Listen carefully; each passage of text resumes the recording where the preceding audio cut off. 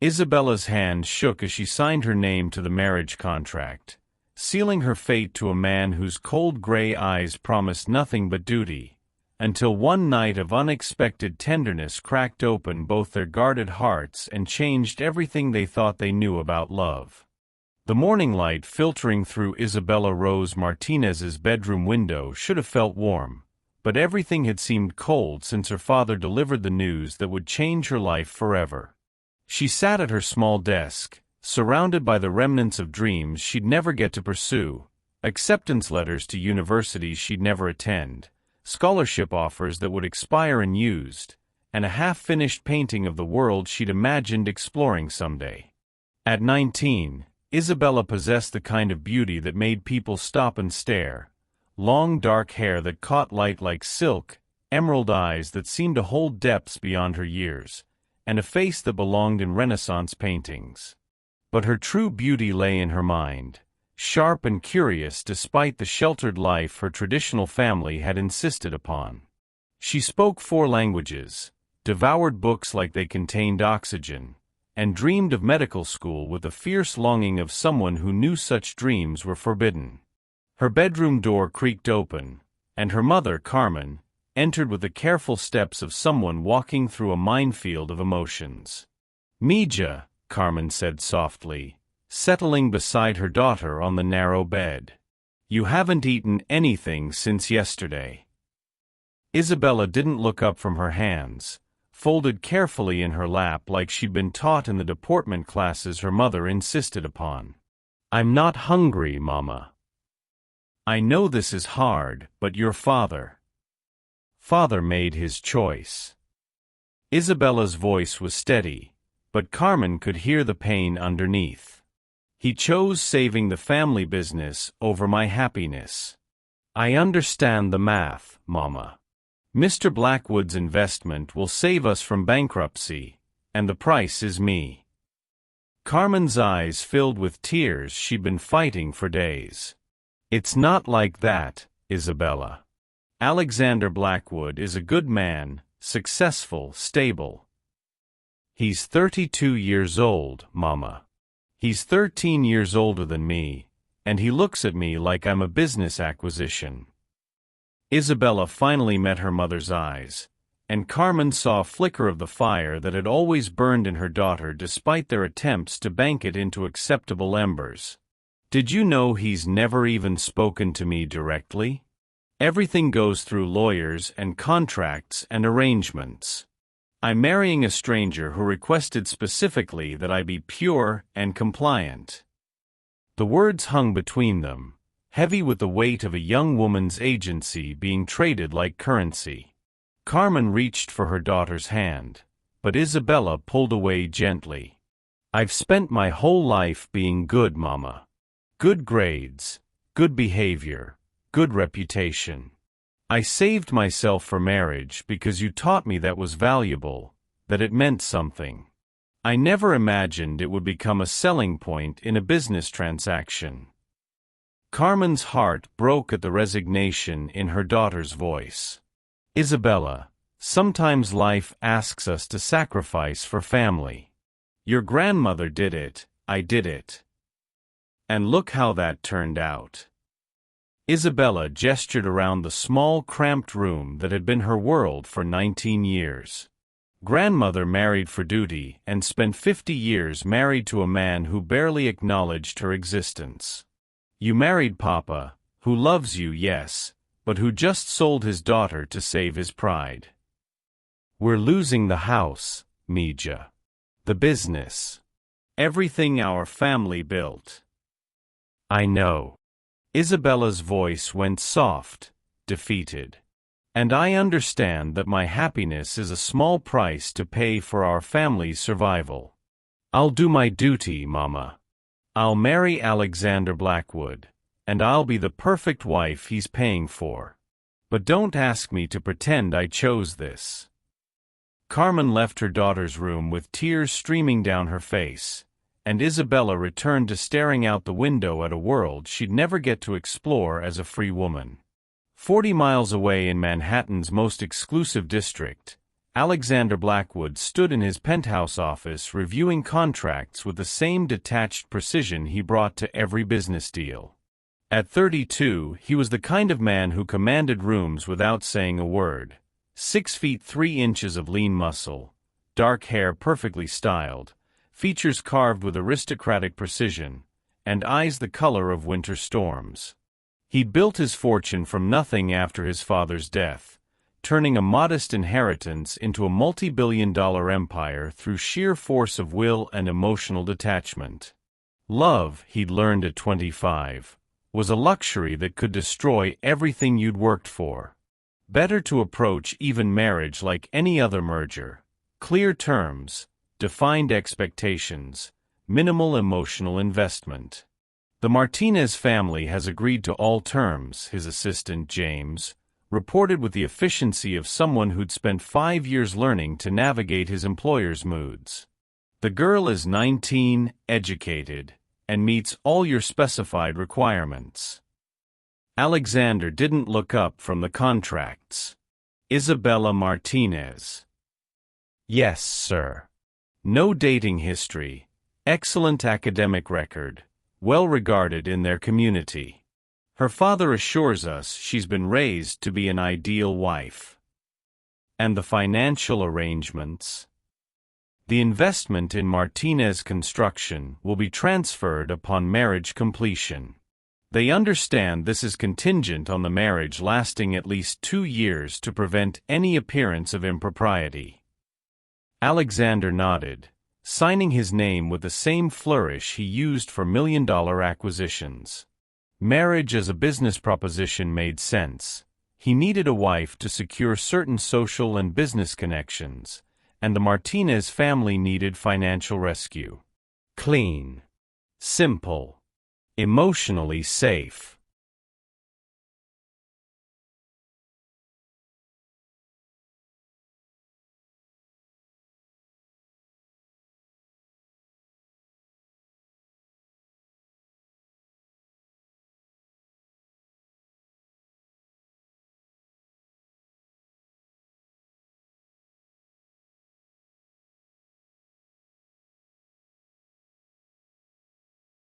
Have you met her, sir? James asked carefully. Miss Martinez, I mean. That's unnecessary. I reviewed her photographs and credentials. She's suitable. James shifted uncomfortably. Sir, if I may, she's very young. Perhaps a meeting before the wedding would be appropriate. James. Alexander's voice carried the warning that every person in his employ had learned to recognize. I'm not marrying her for her conversation. I'm marrying her because she meets the requirements I specified: young, pure, traditional, and unlikely to develop unrealistic expectations about the nature of our arrangement. Of course, sir. Alexander moved to the floor-to-ceiling windows that offered a god's-eye view of the city he'd conquered through sheer determination to never again feel the kind of pain that had nearly destroyed him 7 years ago. Celeste had taught him that love was just another word for leverage, something people used to manipulate and control and ultimately destroy you when they decided they'd found a better offer. This marriage would be different. Transactional. Safe. The girl would have everything money could provide, and he would have a wife who understood that his heart was not part of the arrangement. His phone buzzed with a text from his attorney. Final preparations complete. Wedding scheduled for Saturday, 2 p.m. Honeymoon suite reserved at the plaza for 1 week as discussed. Alexander stared at the message and felt nothing. No anticipation, no anxiety, no emotion at all. Exactly as he preferred it. The Martinez family church had been transformed into something from a fairy tale, though Isabella felt more like she was attending her own funeral. White roses and baby's breath adorned every surface, creating an atmosphere of romantic perfection that mocked the business transaction about to take place at the altar. Isabella stood in the small bridal chamber, wearing a dress that had cost more than her family's grocery budget for 6 months. Alexander had insisted on paying for everything: the venue, the flowers, her dress, even her mother's outfit, but somehow the generosity felt more like ownership than kindness. "You look beautiful, Mija," Carmen whispered, adjusting the veil that had belonged to Isabella's grandmother. "Like an angel." Isabella stared at herself in the mirror and saw a stranger, all silk and lace and careful perfection, designed to appeal to a man who'd chosen her from photographs like he was selecting furniture. The girl who'd dreamed of medical school was gone, replaced by this carefully crafted version of feminine perfection. "Mama," Isabella said quietly, "what if I can't do this? What if I can't be the wife he wants?"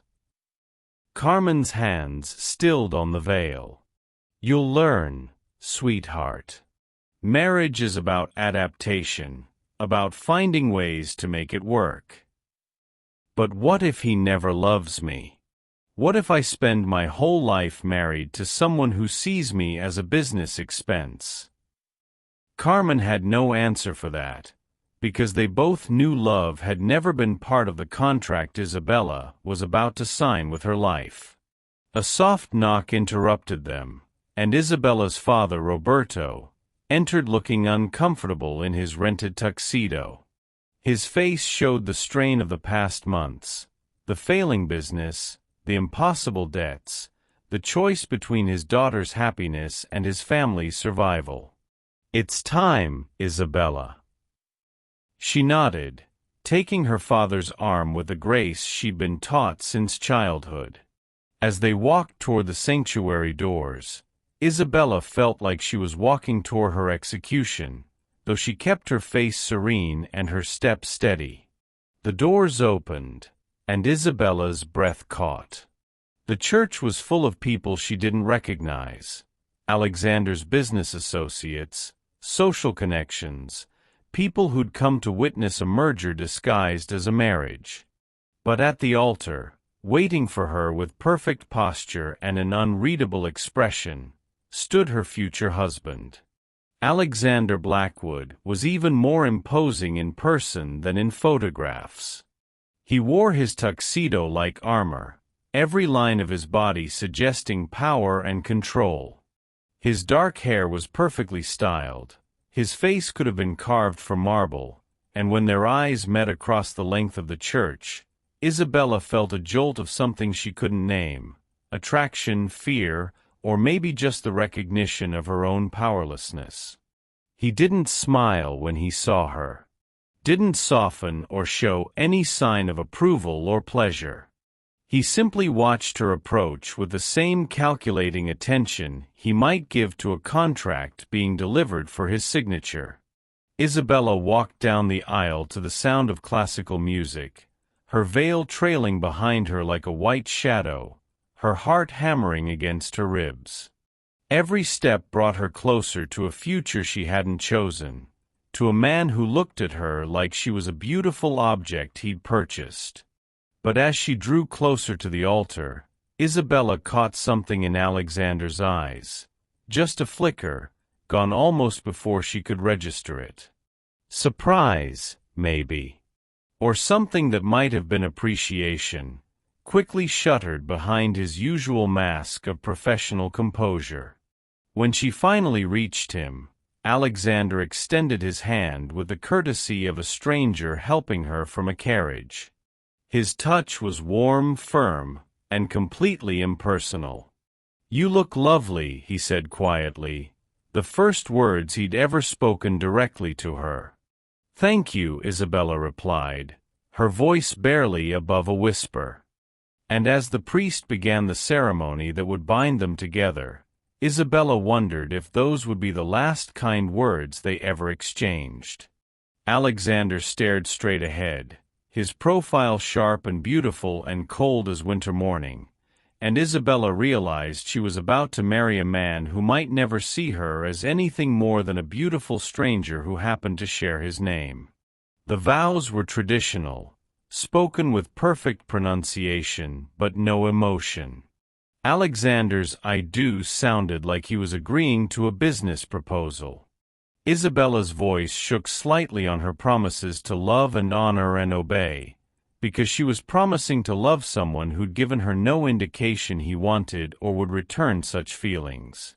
When Alexander kissed her at the altar, it was brief, chaste, and felt like a handshake. The congregation applauded, but Isabella felt like she was watching the scene from outside her own body. What would you do if you were forced into marriage with a complete stranger? Isabella's walking down the aisle to a man who sees her as a beautiful obligation. Could you find the courage to build love from such an arranged beginning, or would you protect your heart behind walls of resentment? As they walked back down the aisle together, husband and wife, Isabella caught a glimpse of her new life in Alexander's profile. Handsome, wealthy, successful, and as emotionally available as a marble statue. She was Mrs. Alexander Blackwood now, bound to a man who'd chosen her for her purity and compliance, who'd spoken to her exactly once, and who looked at her like she was a responsibility he'd accepted rather than a woman he desired. The reception passed in a blur of congratulations from strangers, photographs that would commemorate a union with no foundation, and careful small talk with people who saw her as Alexander's young, pretty acquisition. Alexander played the part of attentive groom perfectly, his hand at the small of her back, his arm around her waist for photos, his attention focused on her with the skilled performance of someone accustomed to managing appearances. But Isabella could feel the distance in every touch, could sense the walls he'd built around himself. When they danced their first dance as husband and wife, Alexander held her properly, moved with perfect rhythm, and maintained the kind of polite conversation that wouldn't have been out of place at a business dinner. As the evening wore on and the reality of her new life began to sink in, Isabella realized that the hardest part wouldn't be living with a stranger. It would be living with someone who'd made it clear that she was expected to remain one. The Plaza Hotel's penthouse suite was a testament to luxury that Isabella had only seen in magazines. Floor-to-ceiling windows overlooking Central Park, marble surfaces that reflected crystal chandeliers, and a bed large enough to house a small family. But standing in the doorway, still wearing her wedding dress, Isabella felt like she was entering a beautiful prison.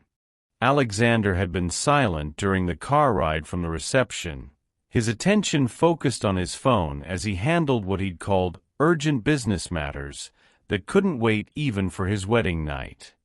Isabella had sat beside him in the back seat of his Bentley, watching the city lights blur past and trying to prepare herself for what came next. Now, alone in the suite's opulent sitting room, she felt the weight of her inexperience like a physical presence. She knew what was expected. She'd been raised in a traditional family where such things were discussed in whispered conversations and medical pamphlets her mother had left discreetly on her nightstand.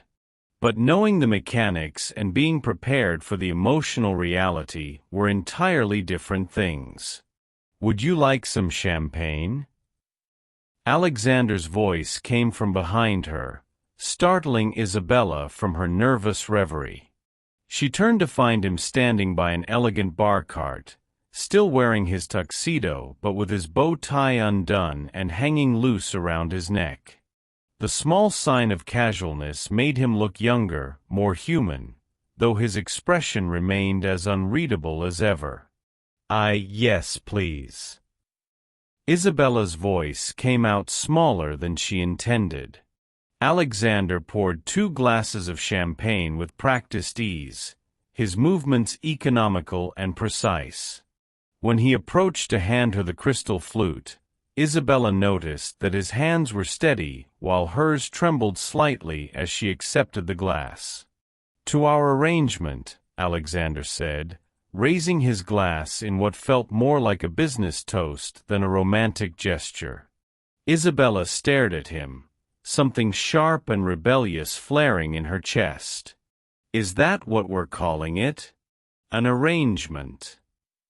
Alexander's eyes sharpened slightly, as if surprised she'd questioned anything. What would you prefer to call it?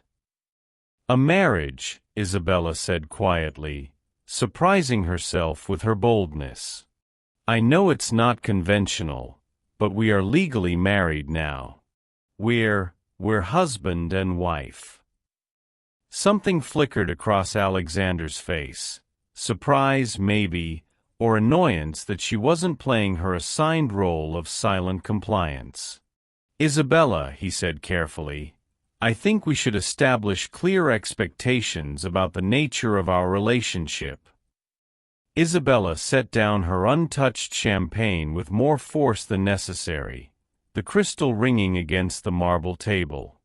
You mean you want to make sure I understand that I'm an employee, not a wife? That's not, Alexander stopped, studying her face with new attention. You're upset. I'm 19 years old, and I just married a complete stranger who speaks to me like I'm a business acquisition. Yes, Mr. Blackwood, I'm upset. Alexander went very still. It's Alexander. We're married now, you should use my first name. Should I? Isabella laughed, the sound edged with hysteria. Should I also pretend that you chose me for anything other than my youth and inexperience? Should I pretend that you see me as anything more than a beautiful obligation? Alexander set down his own glass and stepped closer, his gray eyes studying Isabella's face with an intensity that made her breath catch. For the first time since they'd met, she had his complete attention. You're not what I expected, he said quietly. What did you expect? A decorative doll who would smile and nod and never have an opinion about her own life. Yes, Alexander answered with brutal honesty. That's exactly what I expected. The admission hung between them like a challenge. Isabella felt tears prick at her eyes, but underneath the hurt was something fiercer, a determination not to be diminished by his expectations. Well, I'm sorry to disappoint you, she said, lifting her chin with the pride her mother had always told her to temper but never abandon. I may be young, and I may be inexperienced, but I'm not a doll. I have thoughts and feelings and dreams. Dreams that don't matter anymore, Alexander cut in, but his voice lacked conviction. Don't they? Isabella stepped closer, close enough that she could see the flecks of silver in his gray eyes, could smell the subtle cologne that spoke of wealth and careful grooming. Is this really the marriage you want, Alexander? A beautiful stranger who never challenges you, never surprises you, never makes you feel anything at all. Alexander stared down at her, and Isabella saw something shift in his expression, a crack in the careful composure he wore like armor. Feeling things is dangerous, Isabella. It makes you weak, vulnerable, or it makes you human. They stood there in the elegant silence of the suite, close enough that Isabella could feel the heat radiating from Alexander's body, could see the way his breath had quickened slightly. The air between them felt charged with possibility and fear in equal measure. Isabella, Alexander said, and her name sounded different in his voice, softer, more careful. I don't want to hurt you. Then don't treat me like I'm not real. Alexander reached up slowly, as if giving her time to pull away, and touched her face with fingers that trembled almost imperceptibly. The contact sent electricity through Isabella's entire body, awakening sensations she'd never experienced. "You're so young," he murmured, his thumb tracing the line of her cheekbone. "So beautiful. You could have had anyone." "But I have you," Isabella whispered, shocking herself with the truth in those words. Because despite everything, the arrangement, the coldness, the way he'd treated her like a business transaction, there was something about Alexander that called to her. The pain she glimpsed behind his careful control, the loneliness that matched her own, the strength that could protect or destroy depending on how it was wielded. Alexander's hand stilled on her face. "Isabella, what we're about to do, it's not about love. It can't be about love." "Then what is it about?" Alexander was quiet for a long moment, his gray eyes searching her face as if looking for something he wasn't sure he wanted to find. "Duty. Obligation. The terms of our contract."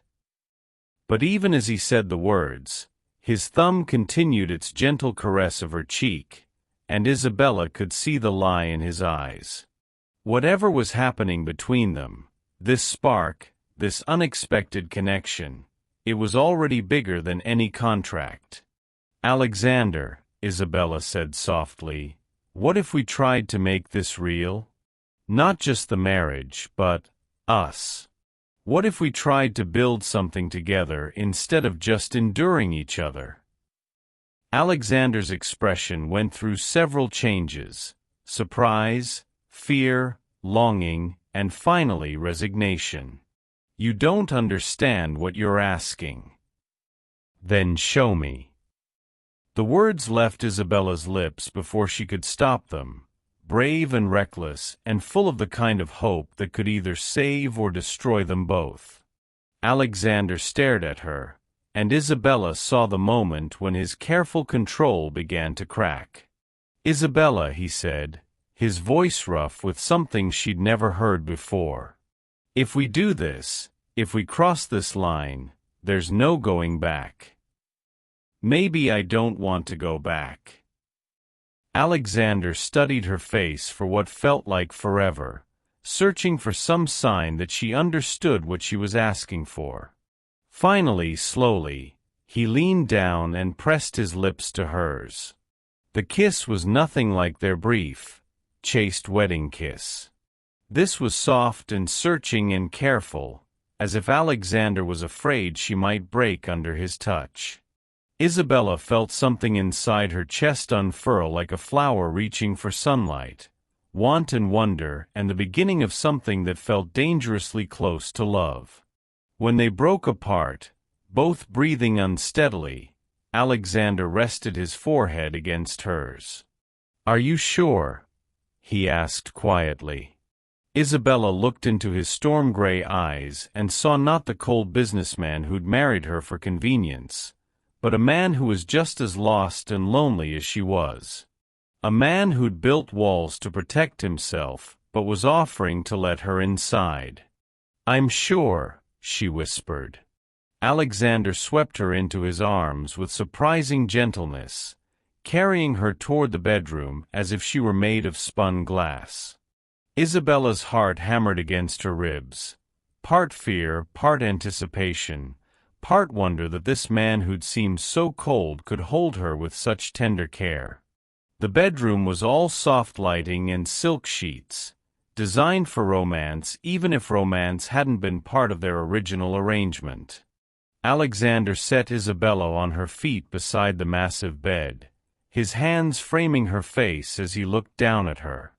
"We'll take this slowly," he said, and Isabella heard the promise beneath the words. "I won't hurt you, Isabella. I swear I won't hurt you." Isabella nodded, trusting him despite every rational reason she had not to. Because in his touch, in the careful way he looked at her, she glimpsed the man Alexander might have been before life taught him that love was weakness. The man he might become again if she was brave enough to show him that vulnerability could be its own kind of strength. Alexander's hands moved to the pearl buttons of her wedding dress with reverent care, each one freed with the patience of someone handling something precious. Isabella stood perfectly still, letting herself be unwrapped like the gift she'd been raised to believe her purity represented. But when Alexander looked at her, really looked at her, with wonder and desire and something that might have been awe, Isabella felt beautiful for the first time in her life. Not beautiful because she met someone else's standards, but beautiful because she was seen and appreciated and cherished. "You're perfect," Alexander breathed, his voice rough with emotion he was no longer trying to hide. "I'm scared," Isabella admitted. "So am I," Alexander confessed, and the honesty in his voice made Isabella's chest tight with tenderness. He kissed her again, deeper this time, his hands tangling in her dark hair as months of careful control finally began to crack. Isabella kissed him back with all the passion she'd kept carefully banked, surprised by her own boldness, by the way her body seemed to know what it wanted even if her mind didn't understand. They moved together with a careful choreography of two people discovering each other, each touch a question and an answer, each kiss a promise neither of them had expected to make. Alexander was infinitely patient, infinitely gentle, guiding Isabella through sensations that transformed her understanding of what it meant to be truly connected to another person.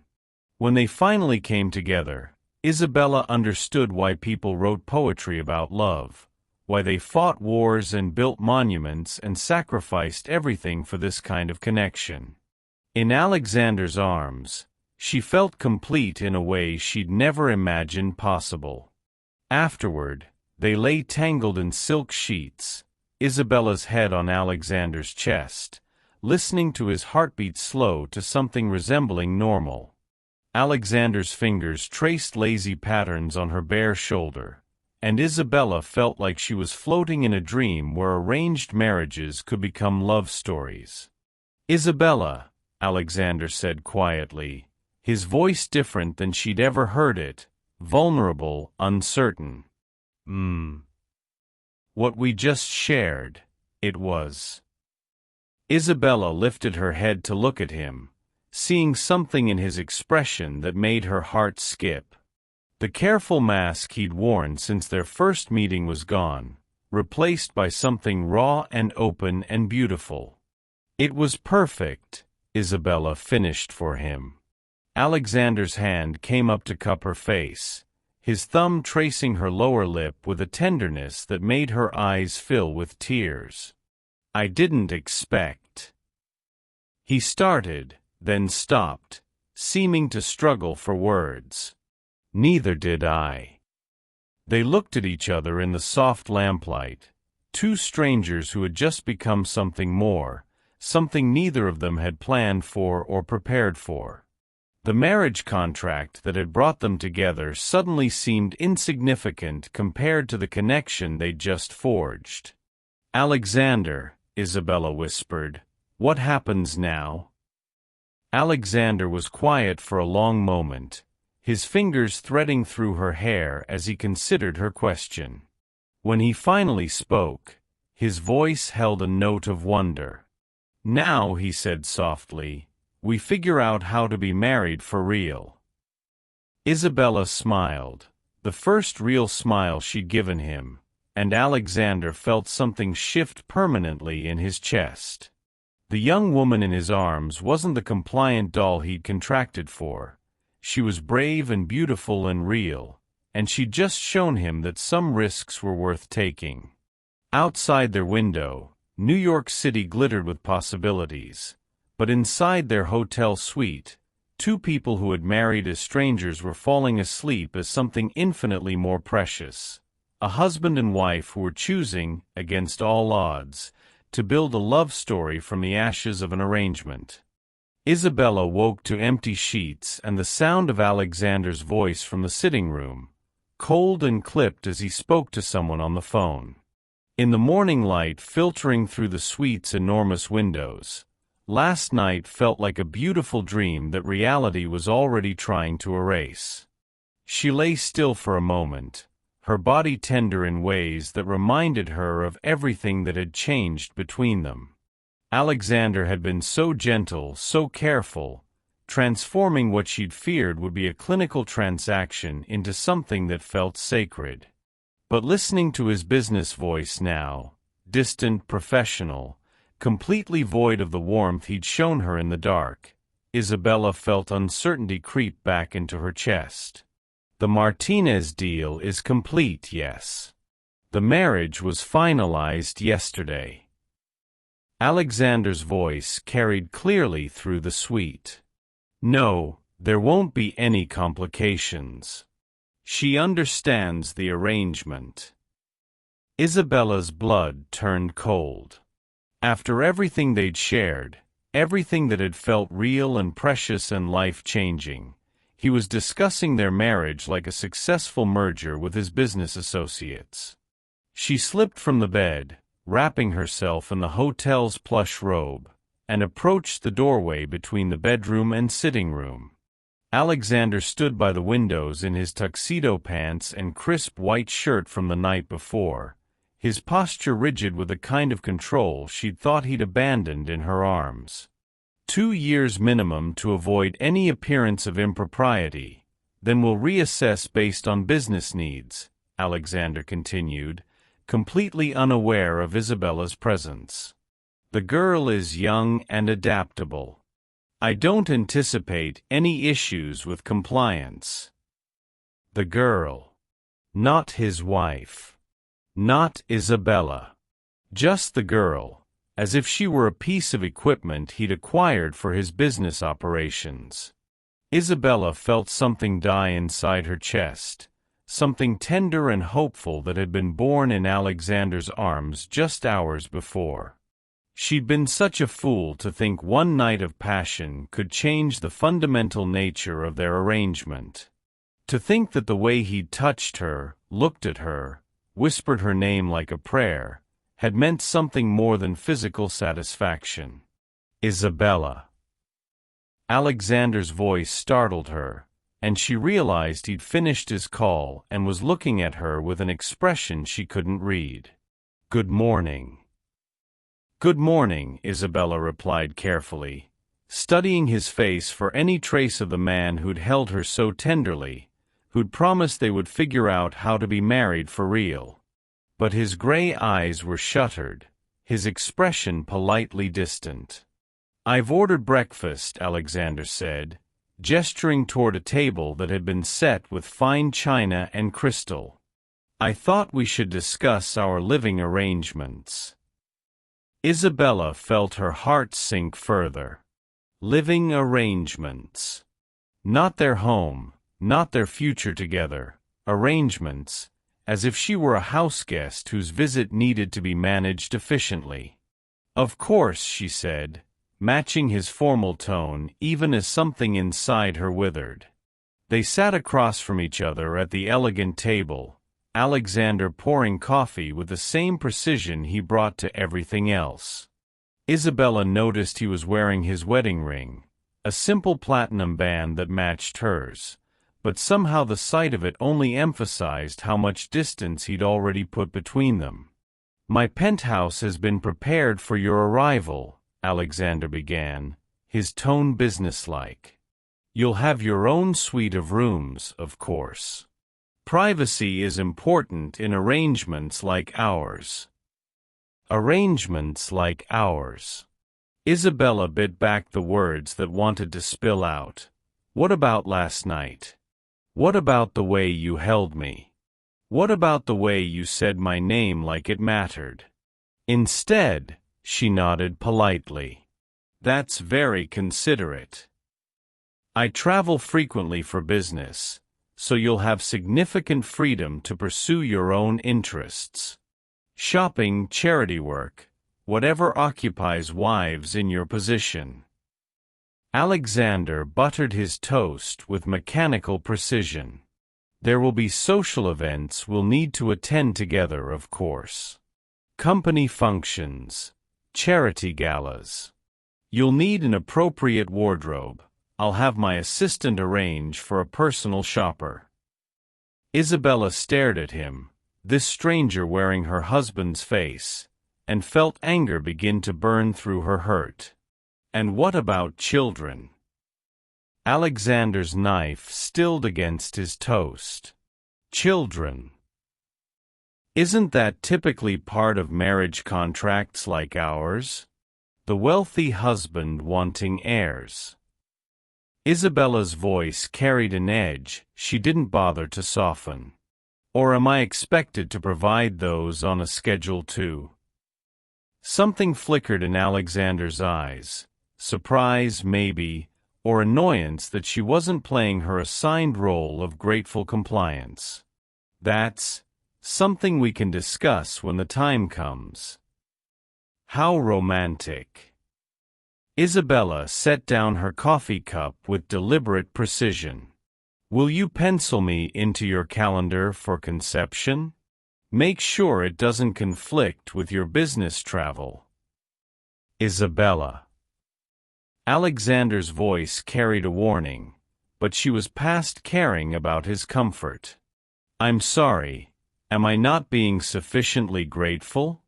Should I thank you more enthusiastically for the privilege of being your well-dressed obligation?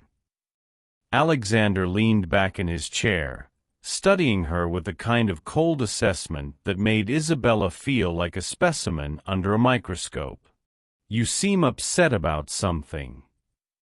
The casual observation, delivered with the emotional investment of someone commenting on the weather, finally broke Isabella's composure.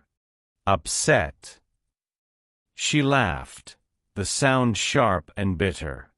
Why would I be upset, Alexander? Just because my husband is discussing our marriage like a successful stock purchase?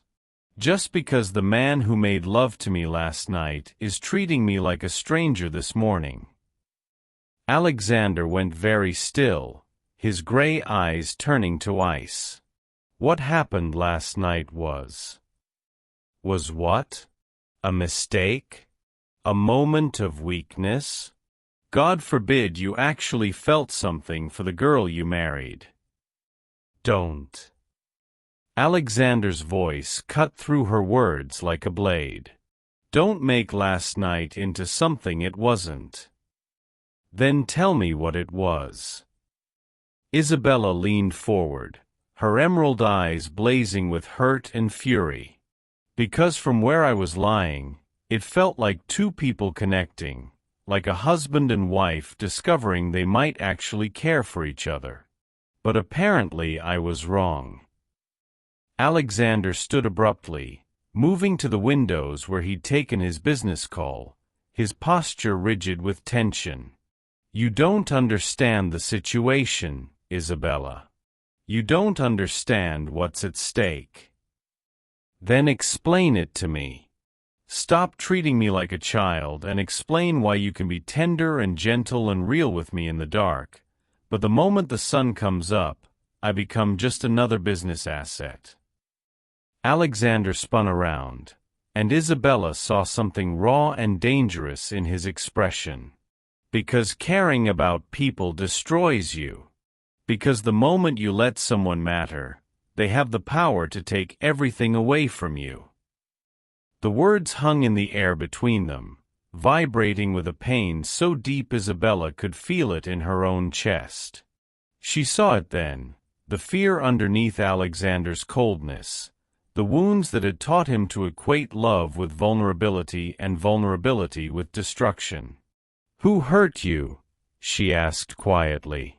Alexander's face went blank, all emotion carefully erased. That's not relevant to our arrangement.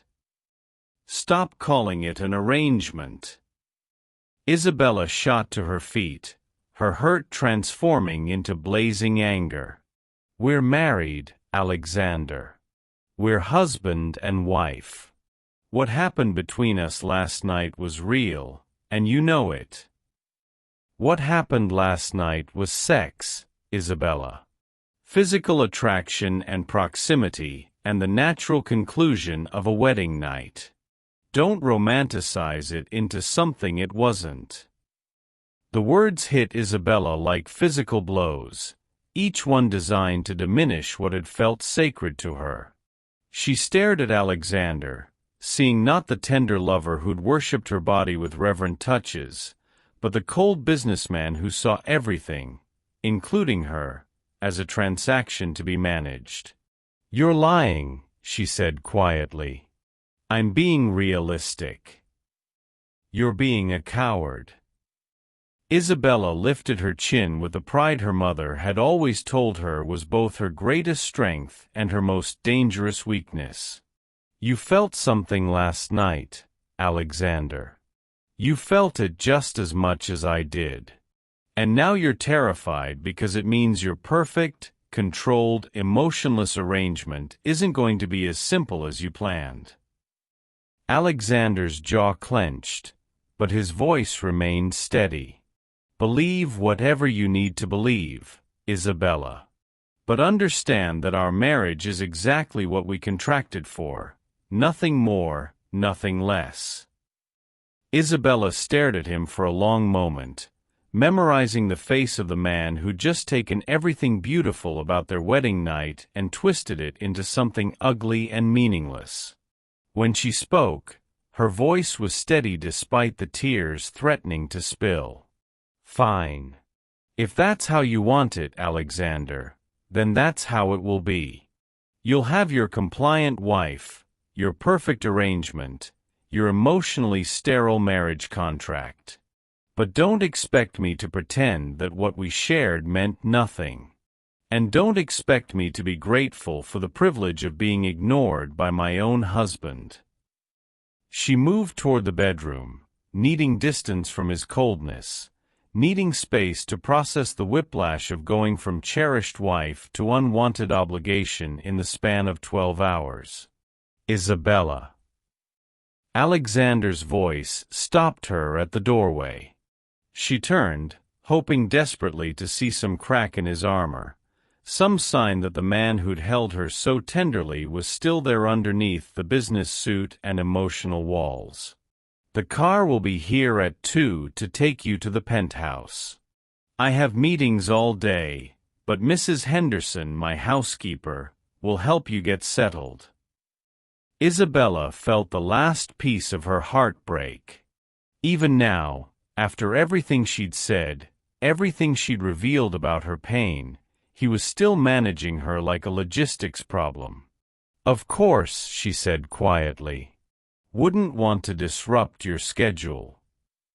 Isabella disappeared into the bedroom, closing the door with a soft click that somehow sounded more final than any slam. Alexander stood alone in the elegant sitting room, surrounded by the remnants of their wedding breakfast and the echo of words that had carved away every pretense between them. He told himself he'd done the right thing, the necessary thing.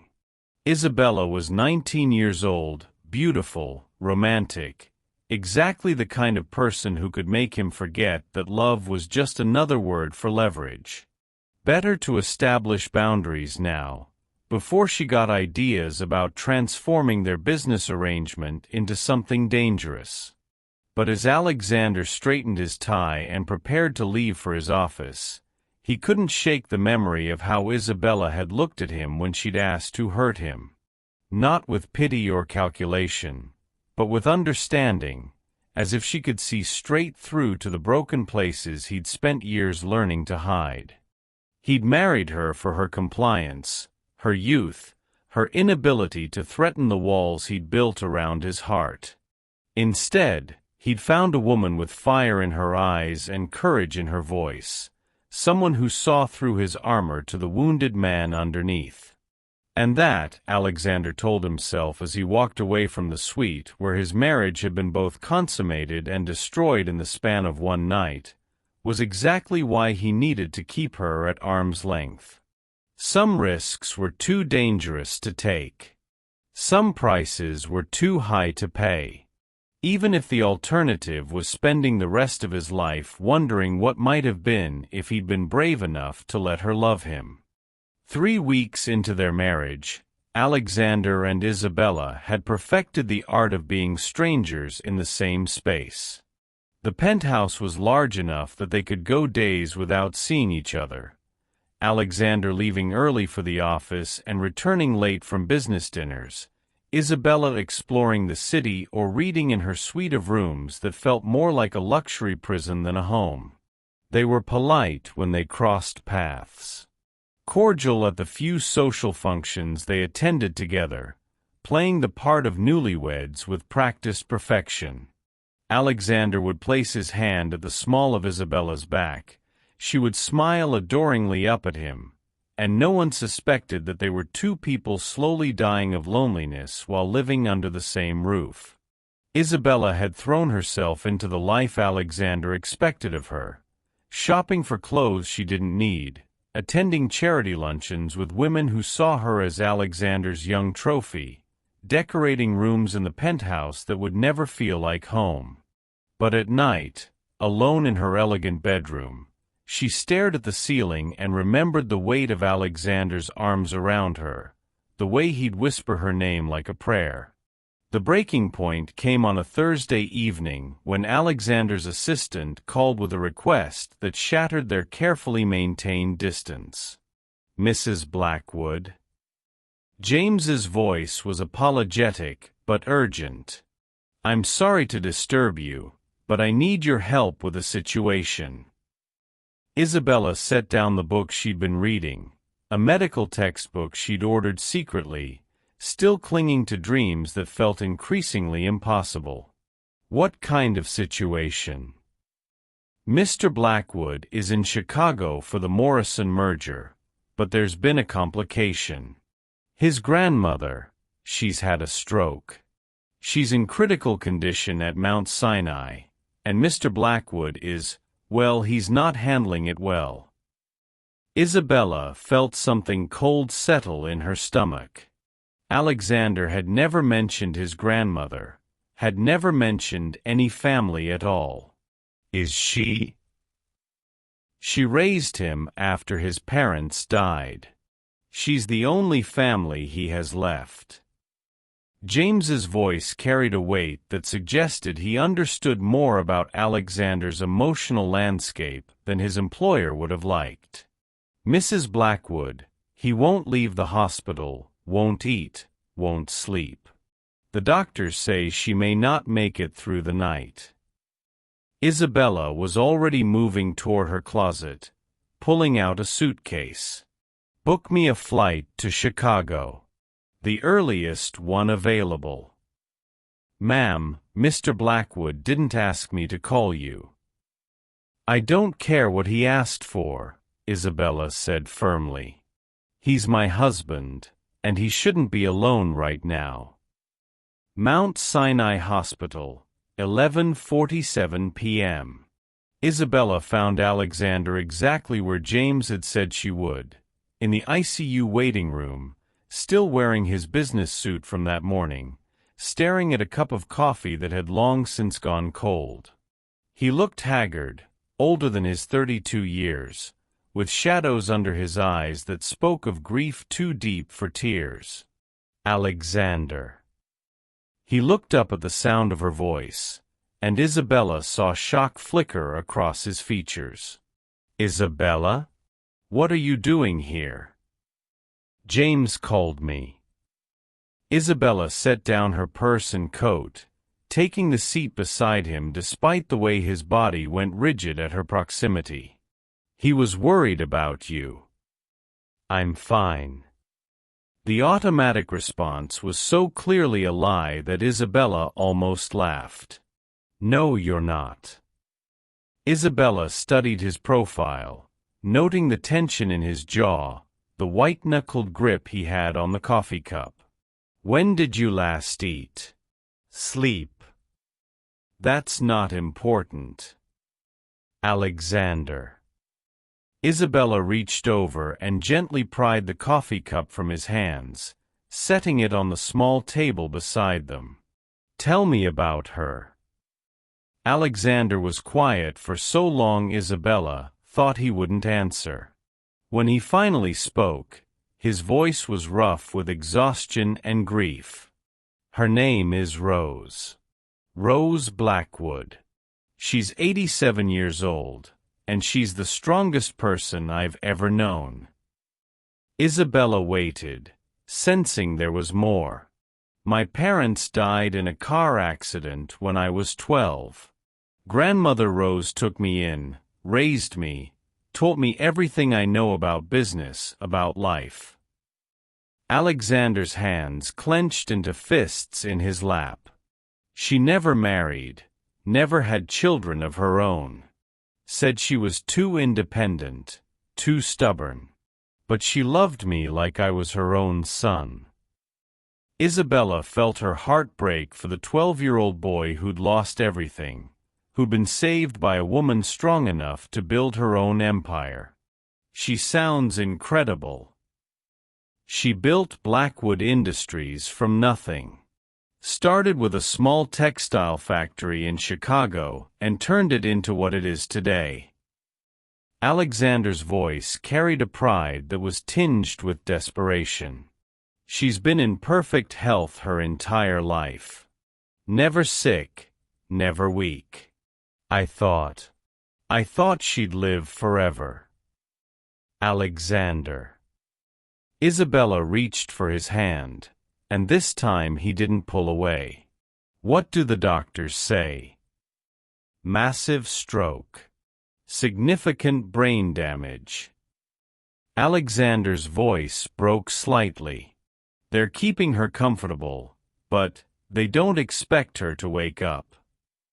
Isabella squeezed his hand, feeling the tremor in his fingers, the way he was holding himself together through sheer force of will. "Have you seen her?" Alexander nodded toward the ICU doors. "She's in room 12. Machines keeping her alive, tubes everywhere. She looks so small, Isabella. She was always this force of nature, and now—" "She's still fighting," Isabella said quietly. "If she's anything like you, she's not giving up easily." Alexander looked at her then, really looked at her for the first time since she'd arrived. "Why did you come?" Isabella met his gaze steadily. "Because you're my husband, and you shouldn't have to face this alone." "I thought you hated me." Alexander's admission was barely above a whisper. "I don't hate you, Alexander. I'm angry with you, hurt by you, frustrated by your ability to shut me out. But I don't hate you." Alexander stared at her, and Isabella saw something crack in his carefully constructed armor. "I don't know how to do this, Isabella. I don't know how to lose her." "You don't have to know how. You just have to be here, be present, let yourself feel whatever you're feeling without trying to control it."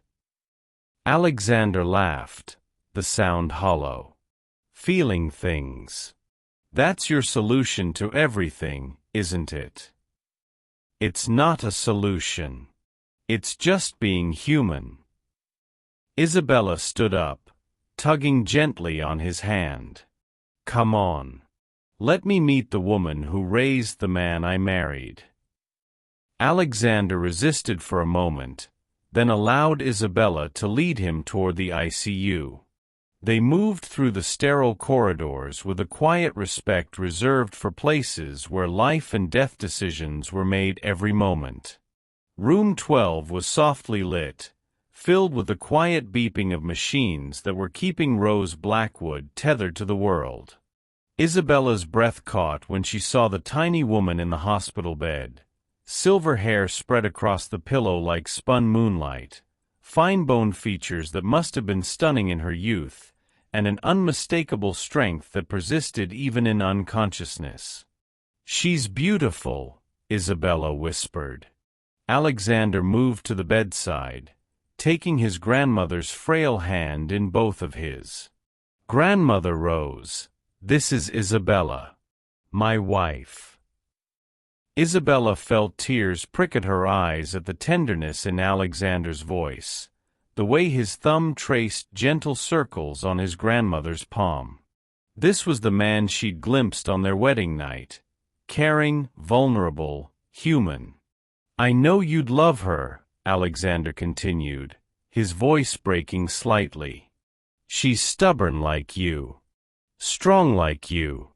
She doesn't let me get away with anything." Isabella moved to the other side of the bed, looking down at the woman who'd shaped the man she'd married. "Mrs. Blackwood," she said softly, "I'm so glad to finally meet you. Alexander has told me wonderful things about you." "She would have liked that," Alexander said quietly. "She always said I needed someone who would challenge me, keep me honest. Someone who wouldn't be impressed by money or intimidated by my moods." Isabella looked at him across the bed, seeing not the cold businessman who dismissed their wedding night as meaningless, but the grieving grandson who was about to lose the one person who'd ever loved him unconditionally. "Alexander," Isabella said gently, "when did you last leave this room?" "I can't leave her. What if she wakes up and I'm not here? What if she—" He couldn't finish the sentence. "What if she would want you to take care of yourself so you could take care of her?" Isabella suggested carefully. "When I was little and sick, my grandmother always said the best medicine was knowing the people you love are taking care of themselves." Alexander looked up at her, and Isabella saw exhaustion and grief and something that might have been gratitude in his gray eyes. "I keep thinking if I stay, if I don't leave, maybe she'll fight harder." "She's not fighting for you, Alexander. She's fighting with you. And that means you need to be strong enough to help her fight." Alexander was quiet for a long moment, his thumb still tracing patterns on his grandmother's hand. Finally, he looked up at Isabella. "There's a family waiting room down the hall. It has a couch, a coffee machine. Would you stay with me tonight?" Isabella felt something warm unfurl in her chest, not the passionate heat of their wedding night, but something gentler and deeper. The beginning of real partnership. Of course. They settled in the family waiting room, sharing the uncomfortable couch and terrible hospital coffee. Alexander called for updates every hour, but gradually, with Isabella's quiet presence beside him, he began to relax slightly. They talked in whispers, about Rose, about Alexander's childhood, about Isabella's family and her dreams of medical school. "You wanted to be a doctor," Alexander said, not a question but a statement heavy with realization. "Want," Isabella corrected softly. Present tense. "I still want to be a doctor." Alexander studied her face in the dim lighting. "I never asked what you wanted to do with your life. I just assumed you'd be content with charity work and social events." "I know. That was wrong of me." Isabella looked at him, seeing something different in his expression, regret, maybe, or the beginning of understanding. "Yes, it was. If you wanted to go back to school, pursue medicine." Alexander paused, as if the words were foreign to him. "I could make that happen. I should make that happen." Isabella felt tears threaten. "Alexander, you don't have to." "Yes, I do." Alexander turned to face her fully on the couch, his knee brushing hers in the small space. "Isabella, these past 3 weeks, living in the same house but completely apart, it's been hell. I thought I could keep you at a distance, treat our marriage like any other business arrangement. But watching you walk away from me that morning at the plaza, seeing the hurt in your eyes." He ran a hand through his hair. "I've been miserable." Isabella's heart hammered against her ribs. Alexander. I've never been more terrified in my life than I was the night we made love, Alexander continued, his voice raw with honesty. Not because it was bad, but because it was perfect. Because for the first time in 7 years, I let myself feel something real, and it was beautiful and terrifying and everything I've trained myself not to want. Isabella reached for his hand, threading their fingers together. What happened 7 years ago? Alexander was quiet for a long moment, his thumb tracing across her knuckles. Her name was Celeste. I thought I loved her, thought she loved me. We were engaged, planning a wedding, building a life together. His voice grew bitter. Turns out she was feeding information about my business deals to my biggest competitor. Everything I told her in confidence, every vulnerable moment we shared, she used against me. Nearly bankrupted me, would have destroyed everything Grandmother Rose built. Isabella felt anger flare in her chest, not at Alexander, but at the woman who'd betrayed him so completely that he'd spent 7 years afraid to trust anyone. Alexander, I'm so sorry. When I found out, when I realized that everything I thought we had was just another business transaction to her. Alexander looked at Isabella, and she saw the pain that had shaped him. I swore I'd never put myself in that position again. Never give anyone that kind of power over me. And then you married me. And then I married you, Alexander agreed. 19 years old, beautiful, pure, exactly the kind of woman I could control, keep at arm's length. Safe. But I'm not safe, Isabella said quietly. No, you're not. Alexander brought their joined hands to his lips, pressing a soft kiss to her knuckles.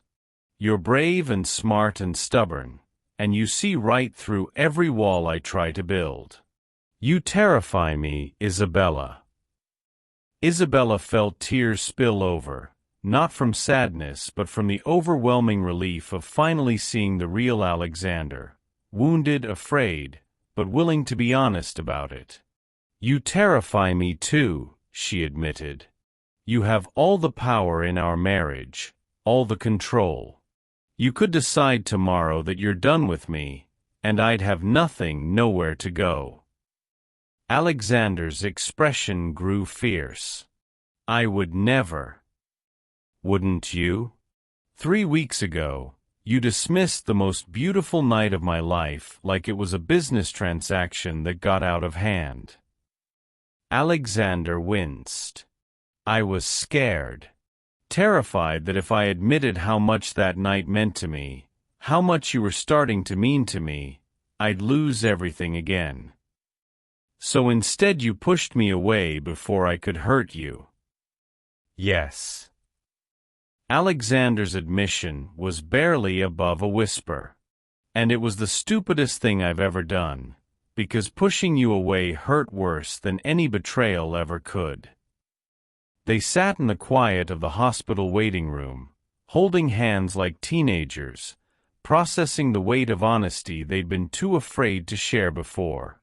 Outside, Chicago slept, but in their small corner of the world, 2 people were finally beginning to understand each other. Alexander, Isabella said softly, what do you want from our marriage? Really want, not what you think you should want or what's safe. What would make you happy? Alexander looked at her for a long moment, his gray eyes reflecting the fluorescent hospital lighting and something deeper, hope maybe, or the beginning of courage. I want to come home to you every night. I want to know about your day, your dreams, your thoughts about everything and nothing. I want to support your ambitions, even if they scare me. I want to wake up next to you and not feel like I have to armor myself before facing the day. Alexander's voice grew stronger with each admission. I want a real marriage, Isabella. A partnership. I want to fall in love with my wife. Isabella felt her heart soar. I want that too. Even after everything? Even after how I've treated you? We're both learning, Isabella said gently. Marriage isn't supposed to be perfect from day one. It's supposed to be two people choosing each other over and over again, even when it's scary, even when it's hard. Alexander lifted their joined hands and pressed them against his chest, over his heart. Choose me, Isabella. Choose us. Let me spend the rest of our lives proving that you made the right decision. Isabella leaned forward and kissed him softly, tasting coffee and vulnerability and the salt of tears she wasn't sure belonged to her or him. When they broke apart, both breathing unsteadily, she rested her forehead against his. I choose you, she whispered. I choose us. They held each other in the uncomfortable hospital waiting room, two people who'd married as strangers finally beginning the real work of becoming husband and wife. Outside Rose's room, machines continued their steady rhythm, marking time and heartbeats and the precious fragility of life. But inside Alexander's arms, Isabella felt something settle into place, not the desperate passion of their wedding night, but something steadier and more enduring. The foundation of a love story built on truth and choice, and the courage to be vulnerable with another person. Whatever happened with Rose, whatever challenges lay ahead, they would face them together. Not as two people bound by a contract, but as partners who'd chosen love over fear, connection over safety. As husband and wife. Dawn was breaking over Chicago when Alexander's phone buzzed with a message from the ICU nurse. Rose was showing signs of improvement. Her vitals had stabilized during the night, and she'd squeezed the nurse's hand when asked to respond. It wasn't consciousness, but it was hope. Alexander and Isabella rushed back to room 12, where they found Rose looking impossibly fragile, but somehow more present than she had the night before. The harsh overhead lights had been dimmed, replaced by the soft glow of morning sunlight filtering through the hospital windows. The doctor will be in soon, the nurse explained quietly. Her brain activity has increased significantly since last night. It's unusual for a stroke of this magnitude, but... She smiled. Sometimes love is the best medicine. Isabella felt Alexander's hand tighten around hers as they settled into the chairs beside Rose's bed. The crisis had brought them together, but now, in the tentative hope of Rose's improvement, Isabella sensed there were still deeper layers to uncover, stories that had shaped the man Alexander had become, wounds that needed healing before they could truly build a future together. Alexander, Isabella said softly, tell me about your parents. What were they like? Alexander's eyes never left his grandmother's face as he spoke, his voice carrying the weight of memories he rarely shared. They were in love. The kind of love that fills up a room, makes everyone around them believe in fairy tales. His thumb traced gentle patterns on Rose's hand. My mother, Grace, was a painter. Not professionally. She came from the kind of family where women didn't have careers. But she painted constantly. The house was full of her work. Isabella could hear the tenderness in his voice, the way he'd treasured those memories despite the pain they carried. And your father? Richard Blackwood. He was Rose's only child, and he inherited her head for business, but not her practical nature. Alexander's smile was sad but genuine. He was a dreamer, always chasing the next big idea, the perfect deal. Rose used to say he had champagne tastes on a beer budget, but somehow he always made it work. They sound wonderful. They were. Alexander finally looked at Isabella, and she saw something vulnerable in his expression. They were coming back from their anniversary dinner when the accident happened. Some drunk college kid ran a red light, hit them head-on. They died instantly together. The police said they were holding hands when they found them. Isabella felt tears prick at her eyes. Alexander, I'm so sorry. I was 12. Old enough to understand death, but too young to understand why it had to happen to them, why love wasn't enough to keep them safe. Alexander's voice grew quiet. The night of their funeral, I remember asking Rose why they had to love each other so much.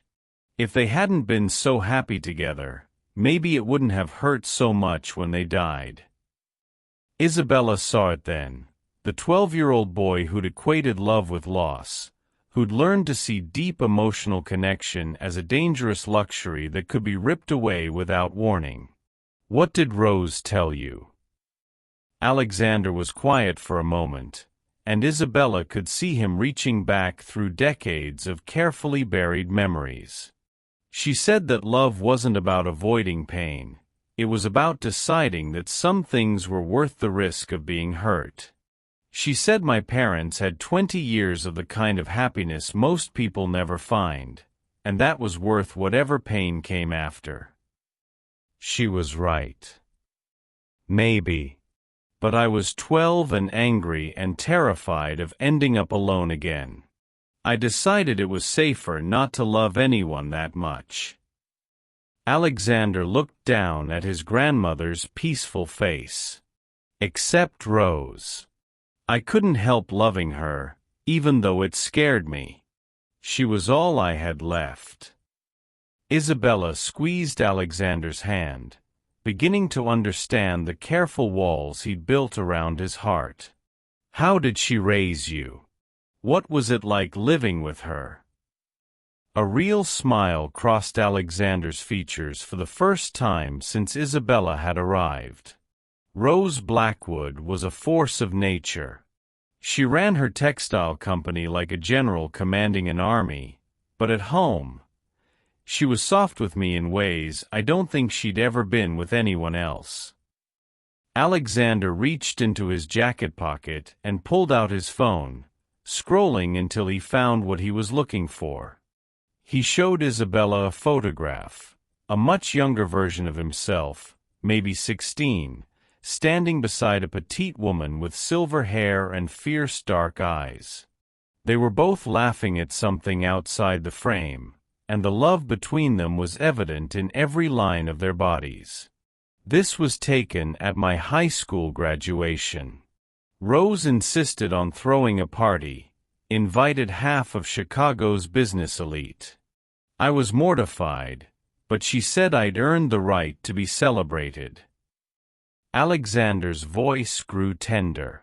She taught me everything: how to read financial reports, how to negotiate contracts, how to see through people's masks to their real motivations. But she also taught me how to cook Sunday breakfast, how to appreciate art, how to find joy in small things. Isabella studied the photograph, seeing not the cold businessman she'd married but a young man who'd been deeply loved and carefully raised. She made sure you stayed human. She tried. But when I got older, when I started dating, building my own life. Alexander shook his head. She used to worry that I was too guarded, too afraid of real intimacy. She'd invite me to dinner and spend the whole evening asking about my relationships, pushing me to be more open, more vulnerable. What did you tell her about our marriage? Alexander's expression grew pained. I told her it was a business arrangement. That you were young and beautiful and from a good family, and that it was time I produced an heir to secure the company's future. Isabella felt a stab of hurt, but underneath it was curiosity. What did she say? She was furious. Alexander laughed, but the sound held no humor. She said I was making the same mistake my father made, choosing safety over love, control over connection. She said if I married a woman I didn't love, I'd spend the rest of my life wondering what I'd missed. She was trying to protect you from yourself. She was trying to save me from becoming the kind of man who could have everything and feel nothing. Alexander looked at Isabella with something that might have been wonder. She would have loved you, Isabella. Your strength, your refusal to be intimidated, the way you see through my bullshit to the person underneath. Isabella felt warmth spread through her chest. I wish I could have met her before she got sick. I wish she could have seen us figuring this out. Isabella. Alexander turned in his chair to face her fully. There's something else you need to know about Rose, about why she never married. Isabella waited, sensing this was important. She was engaged once, when she was 25. His name was William, and by all accounts, he was perfect for her, wealthy, established from a good family. But a week before the wedding, she called it off. Why? Alexander glanced at his grandmother's still form, then back at Isabella. Because she realized she was marrying him for all the right practical reasons, and none of the right emotional ones. She said she'd rather spend her life alone than married to someone who didn't see her soul. The words hit Isabella like a physical blow. She spent 60 years alone rather than settle for a loveless marriage. She built an empire instead. Poured all her passion into her business, her family, her independence. But Isabella. Alexander's voice grew urgent. I don't think she was happy. I think she spent her whole life wondering what might have been if she'd been brave enough to wait for love instead of running from an obligation that felt like a cage. Isabella understood what Alexander was telling her, not just Rose's story, but what it meant for them. She doesn't want us to make her mistake. The night before our wedding, she called me. I thought she was calling to wish me luck, but instead she asked me one question. Do you see her, Alexander? Really see her? Because if you don't, you're making the same mistake I made, just in the opposite direction. Isabella felt tears threaten. What did you tell her? I told her it wasn't about seeing you. It was about protecting myself, maintaining control, building something stable and sustainable. Alexander's voice grew thick with regret. She was quiet for a long time, and then she said, "Stability without love isn't stability, Alexander. It's just expensive loneliness." The words hung between them, heavy with truth and possibility. Isabella looked at Rose's peaceful face and saw not just Alexander's grandmother, but a woman who'd spent her life learning that some risks were worth taking, and some weren't worth avoiding. "Alexander," Isabella said softly, "what if Rose wakes up? What if she gets better? The doctors say even if she survives, there may be significant brain damage. She might not remember us, might not be able to speak or care for herself." Alexander's voice cracked. "The woman who raised me, who taught me everything I know about strength and independence, she might need constant care for whatever time she has left." Isabella saw the fear in his eyes, not just of losing Rose, but of watching her disappear piece by piece, of being powerless to protect the one person who'd always been his anchor. "You take care of her," Isabella said. It wasn't a question. Of course. But Isabella, that could mean years of medical care, round-the-clock nurses, facility costs. It could mean... Alexander paused, seeming to realize what he was about to say. It could mean less time for us. Less freedom to travel, to build our life together. I couldn't ask you to take that on. Isabella stared at him, feeling something click into place in her chest. You're not asking me, Alexander. I'm offering. Isabella, you don't understand what you're saying. I understand perfectly. Isabella stood up, moving around the bed to take Alexander's face in her hands. I'm saying that whatever happens with Rose, we handle it together. As partners. As a family. Alexander's eyes filled with tears he'd been holding back since he'd gotten the call about Rose's stroke. Why? Why would you take this on when our marriage is barely starting to be real? Isabella looked down at Rose's peaceful face, then back at the man who'd been shaped by this remarkable woman's love and loss. Because this is what marriage means, Alexander.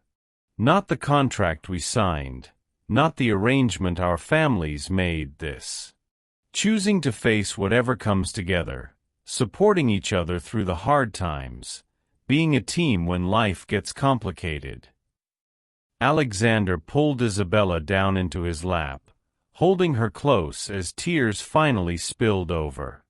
I love you, he whispered against her hair. God help me, Isabella. I love you so much it terrifies me. I love you too, Isabella whispered back. All of you. The successful businessman, the wounded 12-year-old, the grandson who'd do anything for the woman who raised him. I love the man you are and the man you're becoming. They held each other in the quiet of Rose's hospital room, two people who'd married as strangers finally understanding that love wasn't about avoiding risk, it was about finding someone worth taking risks for. Mrs. Blackwood. A soft voice interrupted them, and they looked up to see Rose's doctor standing in the doorway with a clipboard and the kind of expression that could mean either very good news or very bad news. Yes. Isabella and Alexander said simultaneously, and the doctor smiled at their unified response. I have some updates on Mrs. Rose Blackwood's condition. Are you ready? Alexander reached for Isabella's hand, squeezing tightly as they prepared to hear news that would shape the rest of their lives. Whatever came next, recovery or loss, hope or heartbreak, they would face it together. As husband and wife. As partners. As two people who'd finally learned that the greatest love stories weren't about avoiding pain, but about finding someone worth sharing it with. Mrs. Rose Blackwood is awake, Dr. Martinez said with a smile that transformed his entire face. Her vital signs have stabilized, her brain activity is normal, and she's been asking for her grandson. Isabella felt Alexander's entire body sag with relief, his hand gripping hers so tightly she was sure he'd leave marks. But she didn't care. The joy radiating from him was infectious, filling the sterile hospital room with something that felt like sunlight. She's going to be okay? Alexander's voice was rough with emotion. Better than okay. The stroke was significant, but she responded to treatment remarkably well. There may be some lingering effects, slight weakness on her left side, some fatigue, but mentally, she's completely herself. Sharp as ever, from what I can tell. Dr. Martinez chuckled. She's already questioning the nursing staff about their qualifications and demanding to see her financial reports. Alexander laughed, a sound of pure relief and joy that Isabella had never heard from him before. He pulled her into his arms, spinning her around in the small space beside Rose's bed, both of them laughing and crying at the same time. "She's okay," Alexander whispered against Isabella's hair. "She's going to be okay." "Can we see her?" Isabella asked, wiping tears from her cheeks. "She's been asking for both of you. Fair warning though, she's in full interrogation mode. I think she has some opinions about your marriage she's eager to share." Rose's recovery room, 10 minutes later. Rose Blackwood was sitting up in bed, her silver hair perfectly arranged despite having been unconscious for 2 days, her dark eyes sharp and assessing as Alexander and Isabella entered her room. At 87, she was still beautiful in the way of women who'd lived life on their own terms. Every line on her face earned through laughter, determination, and the kind of strength that bent but never broke. "Alexander James Blackwood," she said, her voice carrying the authority of someone accustomed to being obeyed, "you look terrible." Alexander's laugh was half-sob as he moved to her bedside, taking her frail hands in his large ones. "I love you too, grandmother." "Don't you grandmother me, young man. I've been lying here for 2 days listening to nurses gossip about how my grandson finally brought his new wife to meet me, and apparently she's been taking better care of you than you have of yourself." Rose's keen gaze shifted to Isabella. "Come here, child. Let me look at you properly." Isabella approached the bed somewhat nervously, acutely aware that this was the woman who'd shaped Alexander, who'd built an empire from nothing, who commanded respect from Chicago's most powerful business leaders. "Isabella Martinez Blackwood," Rose said, studying Isabella's face with the intensity of someone reading a complex financial report. 19 years old, forced into marriage with my emotionally stunted grandson to save your father's failing business." Isabella felt heat rise in her cheeks, but she met Rose's gaze steadily. "Yes, ma'am." "And what do you think of the arrangement now?" Isabella glanced at Alexander, who was watching the interaction with fascination and barely concealed terror. "I think," Isabella said carefully, "that some of the best things in life start as obligations and become choices." Rose's eyes sparkled with something that looked like approval. "Diplomatic. But I didn't ask for diplomacy, child. I asked what you think of my grandson." Isabella felt Alexander tense beside her, but Rose's direct challenge sparked the same fire that had driven her to confront Alexander about his emotional walls. "I think he's brilliant and wounded and more afraid of being happy than he is of being alone. I think he's capable of extraordinary kindness, but terrified that caring about people makes him weak. And I think," Isabella lifted her chin with the pride her mother had always warned her about, "that he's worth fighting for, even when he's fighting against himself." Rose was quiet for a long moment, her dark eyes moving between Isabella and Alexander with a kind of assessment that had made her fortune in the business world. Finally she smiled, not the polite social smile Isabella had expected, but something warm and genuine and approving. "Alexander," Rose said without taking her eyes off Isabella, "you're an idiot, but you chose well." Alexander relaxed visibly. "Thank you for the ringing endorsement, Rose. Don't get cocky. You still have work to do." Rose turned her attention back to Isabella. "Child, sit down. We need to talk." Isabella took the chair beside Rose's bed, hyper-aware of Alexander hovering nearby like he was afraid his grandmother might say something that would send his new wife running. "Alexander tells me you want to go to medical school," Rose said without preamble. Isabella blinked in surprise. He told you that? Just now, while you were talking to the nurse. Also told me he's been treating you like a decorative accessory instead of a partner. Rose's voice carried the kind of disapproval that had probably made grown businessmen weep. That ends now. Rose, Alexander started. Hush. I'm not talking to you. Rose reached over and took Isabella's hand. Tell me about your dreams, child. What kind of doctor do you want to be?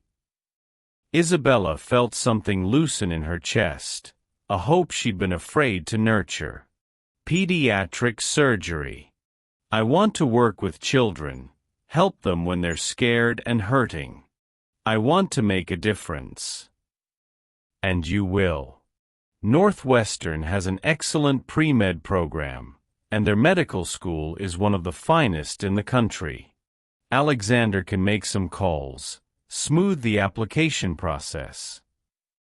I don't want special treatment because of Alexander's influence, Isabella interrupted, then immediately felt embarrassed for cutting off the formidable Rose Blackwood. But Rose just smiled wider. Good. Earning it yourself will mean more, and you'll be a better doctor for it. But there's no shame in accepting support from family. Alexander can pay for your education, provide you with the resources you need to succeed. That's what husbands do. They invest in their wives' dreams. Isabella looked at Alexander, who was nodding with an enthusiasm that made her heart skip. If that's what you want, Isabella, then that's what we'll make happen. But the time commitment, the years of study and residency. We'll figure it out together, Alexander said firmly. Rose is right. I should be investing in your dreams, not trying to limit them to what's convenient for me. Rose squeezed Isabella's hand. Child, let me tell you something I learned too late. Independence is important, but partnership is precious. The right person doesn't diminish your dreams. They help you build them into something bigger than you could create alone. Isabella felt tears threaten. You really think I can do it? Medical school, becoming a surgeon. I think you can do anything you set your mind to. And I think Alexander is finally learning that having a strong wife isn't a threat to his masculinity. It's the best investment he could ever make. Alexander moved closer, his hand coming to rest on Isabella's shoulder. I want to support your dreams, Isabella. All of them. I want to be the kind of husband who helps you become the woman you're meant to be. Rose watched this exchange with satisfaction, then fixed Alexander with a stern look. Now, about this marriage of yours. I assume you've moved past the ridiculous notion that you could keep this girl at arm's length and treat her like a business arrangement. Alexander's cheeks flushed. We're working on building something real. Working on it? Rose's voice could have cut glass. Alexander James, that girl flew across the country to hold your hand while you thought I was dying. She offered to help care for me if I needed long-term assistance. She's been nothing but loyal and kind, and you're working on treating her like she matters. Rose, it's more complicated than. It's not complicated at all. Rose's voice softened, but her words remained firm.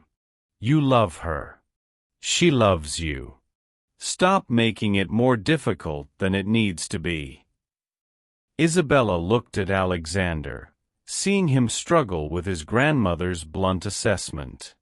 Rose, she said gently, we're still learning how to be married. It's going to take time. Time, yes. But not hesitation. Rose turned to face Isabella fully. "Child, let me tell you what I wish someone had told me when I was your age. Love isn't something that happens to you. It's something you choose, every day, with your actions and your words and your commitment to each other's happiness."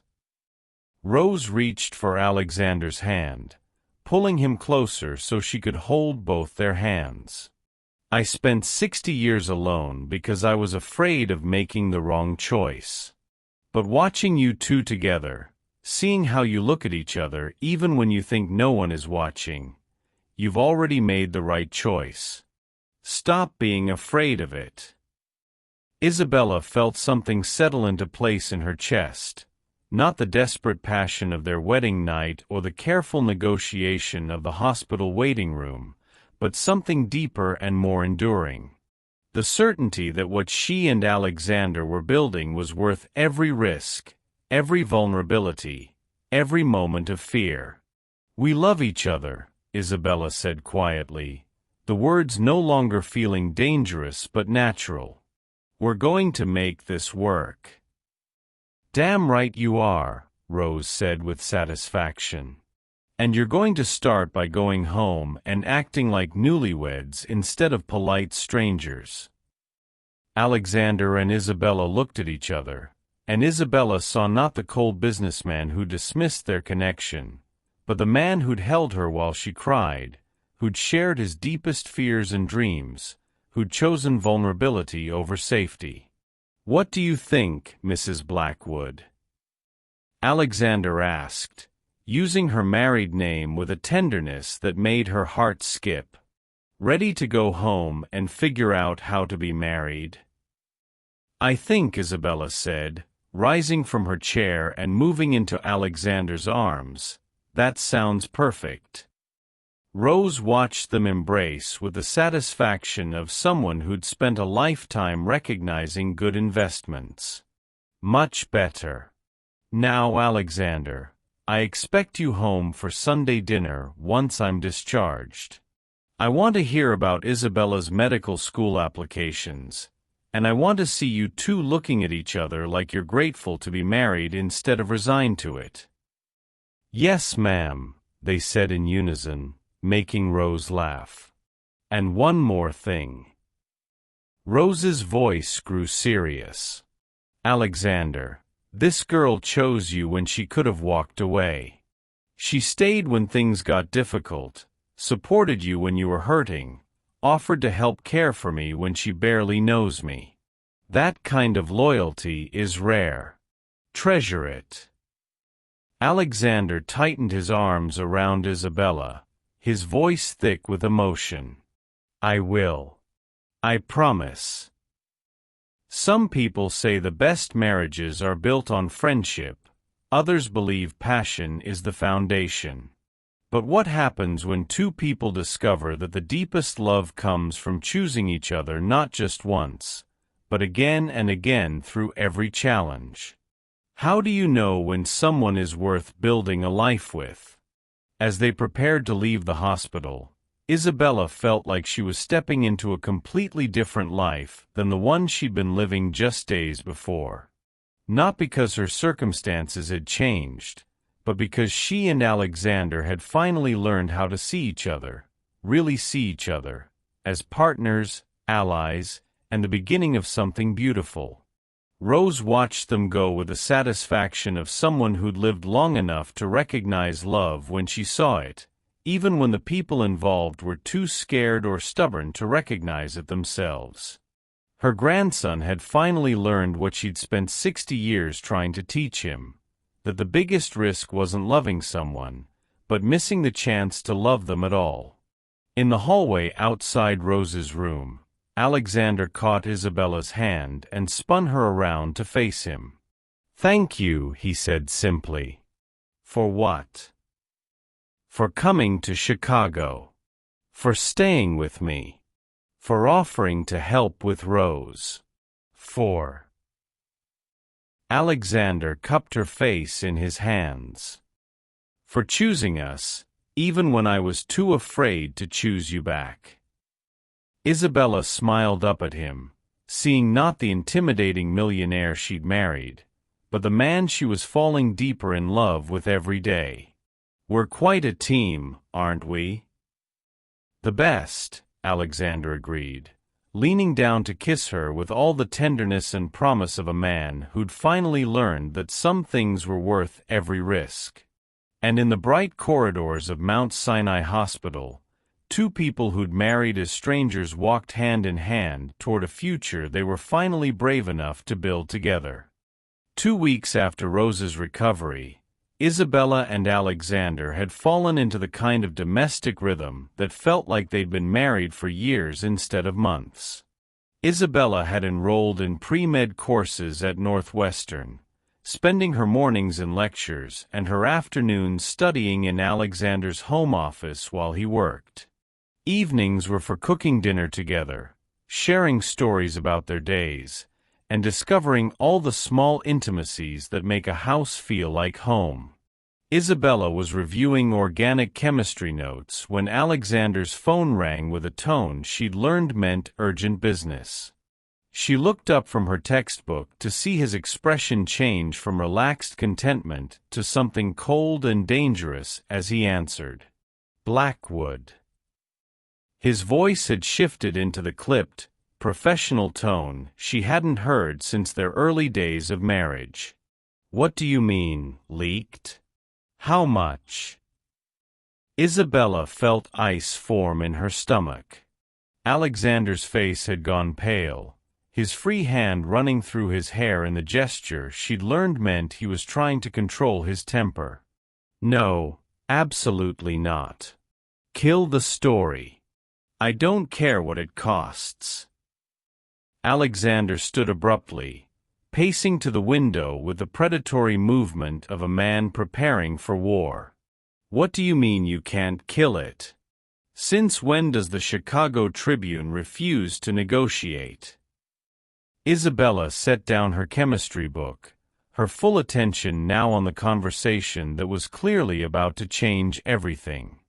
24 hours? That's all." Alexander's voice cracked slightly. "James, find out who leaked this and how much they know. And get my legal team on a conference call in 10 minutes. We need damage control, and we need it now."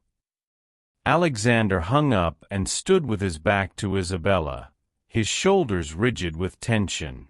The comfortable domesticity of their evening had evaporated, replaced by the kind of electric anxiety that preceded disasters. "Alexander." Isabella's voice was careful, controlled. "What's happening?" When Alexander turned around, Isabella saw not her husband but the cold, calculating businessman who'd married her for convenience. The transformation was so complete it took her breath away. "Someone leaked details about our marriage to the press," Alexander said, his voice devoid of emotion. "The real details. The business arrangement, your family's financial situation, the fact that your father was facing bankruptcy when we married." Isabella felt the blood drain from her face. "What kind of details?" Alexander picked up his phone, scrolling until he found what he was looking for, then handed it to Isabella without meeting her eyes. "See for yourself." The headline made Isabella's vision blur. "Billionaire's Virgin Bride: How Alexander Blackwood Bought Himself a Wife to Save a Failing Business." But it was the subheading that made her sink into the nearest chair. "Exclusive, inside the contract marriage that shocked Chicago's elite, complete with purity requirements and performance clauses." Isabella's hands shook as she read the article, each paragraph more devastating than the last. Someone had leaked not just the basic facts of their arrangement, but intimate details that only a few people could have known. Her age when they married. The specific financial terms of Alexander's investment in her father's company. The clause requiring their marriage to last at least 2 years to avoid impropriety. Most damaging of all was a section that made Isabella feel physically sick. Sources close to the family confirmed that Isabella Martinez was specifically chosen for her inexperience and compliant nature, with Blackwood reportedly telling business associates he wanted a beautiful obligation who wouldn't develop unrealistic expectations about the nature of their arrangement. "These are your exact words," Isabella said quietly, looking up at Alexander. "Beautiful obligation. Unrealistic expectations. You said these things about me." Alexander's jaw clenched. "Isabella, you have to understand." "Who did you say them to?" Isabella's voice was getting stronger, edged with the kind of fury that burned cold. "Who did you tell that I was your beautiful obligation? It was months ago before I knew you." "Who, Alexander?" Alexander ran his hands through his hair, looking like a man facing execution. "Business associates. People I thought I could trust. Isabella, I said those things before we were married, before I understood." "Before you understood what? That I was a human being with feelings? That treating your wife like a purchased asset might be morally questionable?" Isabella stood, the phone still clutched in her shaking hands. "How many people, Alexander? How many people did you discuss your beautiful obligation with?" Alexander's silence was answer enough. Isabella laughed, the sound sharp and bitter. "Of course. Of course you discussed me with your business partners, like I was a merger you were considering. Did you share performance metrics too? Rate my compliance on a scale of 1 to 10. It wasn't like that. Wasn't it?" Isabella threw the phone onto the couch between them. "According to this article, you told multiple people that you chose me specifically for my youth and inexperience. That you wanted a wife who wouldn't challenge you or expect real emotional intimacy." Alexander took a step toward her, his hands raised in a gesture of surrender. "Isabella, please. Those conversations happened before I knew you. Before I understood what we could have together." "What we could have together?" Isabella's voice rose to something approaching a shout.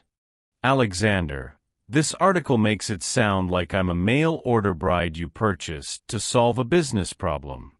It quotes you calling me suitable, like I'm a piece of furniture." "I never used those words with reporters." "No, you used them with your friends. With people you do business with. People who are now reading this article and remembering every disgusting comment you made about the teenager you bought yourself as a wife."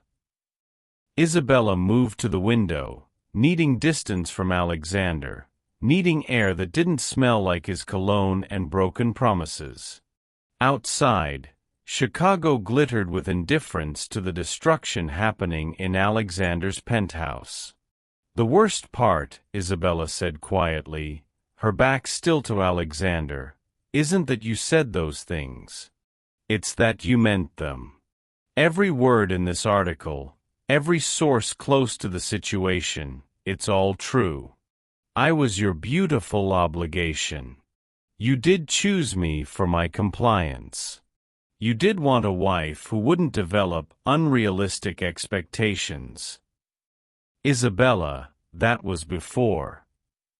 Isabella spun around, her emerald eyes blazing with hurt and fury. "Before what, Alexander? Before you realized I was good in bed? Before you decided I might be useful for taking care of your grandmother? Before you figured out that having a grateful wife had its advantages? That's not fair." "Fair." Isabella laughed again, the sound harsh in the elegant room. You want to talk about fair? Let's talk about how your business associates are probably laughing about this right now. About how I'm going to walk into my classes tomorrow, and everyone will know that I'm the desperate girl whose father sold her to pay his debts. Alexander's face went white. Isabella, we can handle this. My legal team can sue for invasion of privacy. We can issue a statement. A statement saying what? That you didn't actually discuss your teenage wife like she was livestock? That you've learned to respect me since then? Isabella shook her head. The damage is done, Alexander. Everyone in Chicago now knows that our marriage started as a business transaction where I was the commodity being traded. It started that way, but it's not that way now. Isn't it? Isabella's voice went deadly quiet. Because looking at this article, looking at the direct quotes from you about wanting a compliant wife who wouldn't expect love, it sounds exactly like the marriage I thought we'd moved past. Alexander stepped closer, desperation clear in his expression. Isabella, you know that's not who we are anymore.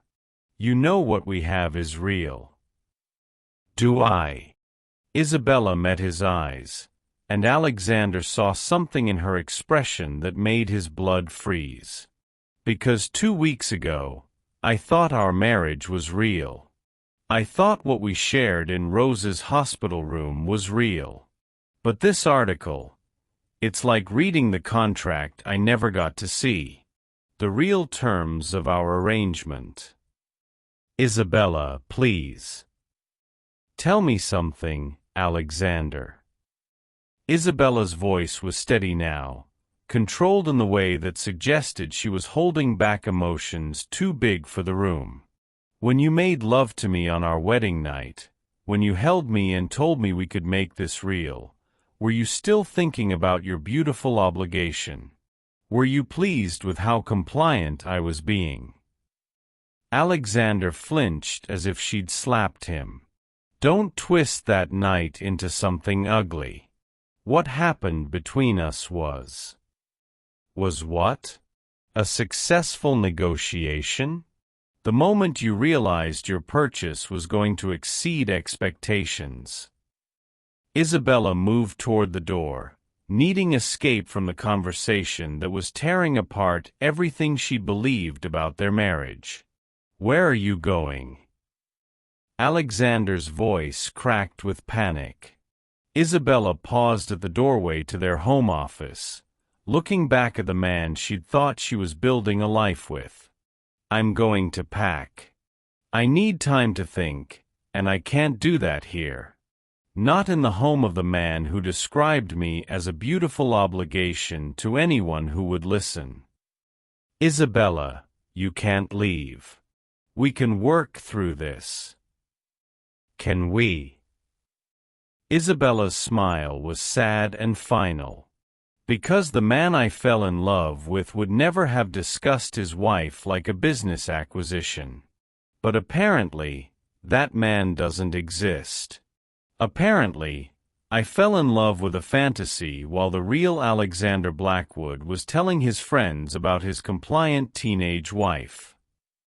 Isabella left the room, her footsteps echoing through the penthouse with the finality of a judge's gavel. Alexander stood alone in his office, surrounded by the trappings of success that felt suddenly meaningless, listening to the woman he loved pack her belongings in the bedroom they'd shared for 2 precious weeks. The newspaper article lay on his desk, every word a nail in the coffin of the marriage he'd finally learned to treasure. The quotes were accurate. He had said those things about Isabella, had discussed her like a business acquisition, had reduced her to a series of qualifications that met his requirements for a convenient wife. The fact that he'd meant every word at the time only made it worse. Alexander sank into his desk chair and buried his face in his hands, understanding with crystal clarity that he was about to lose the only thing that had ever made him feel truly alive. Not because of external forces or circumstances beyond his control, but because his own words, his own coldness, his own inability to see Isabella as anything more than a beautiful solution to a business problem, had finally caught up with him. In the bedroom, Isabella folded her clothes with mechanical precision, her movements steady despite the tears streaming down her face. Each item she packed felt like evidence of her own naivety: the dress Alexander had bought her for their first charity gala, the textbooks he'd encouraged her to buy for medical school, the silk nightgown she'd worn the night they'd finally made love like husband and wife instead of strangers bound by contract. She'd been such a fool to believe that a man who could discuss his teenage wife like a business acquisition could truly change, truly learn to love her as an equal partner rather than a beautiful obligation. The worst part wasn't the public humiliation, though that would be devastating enough.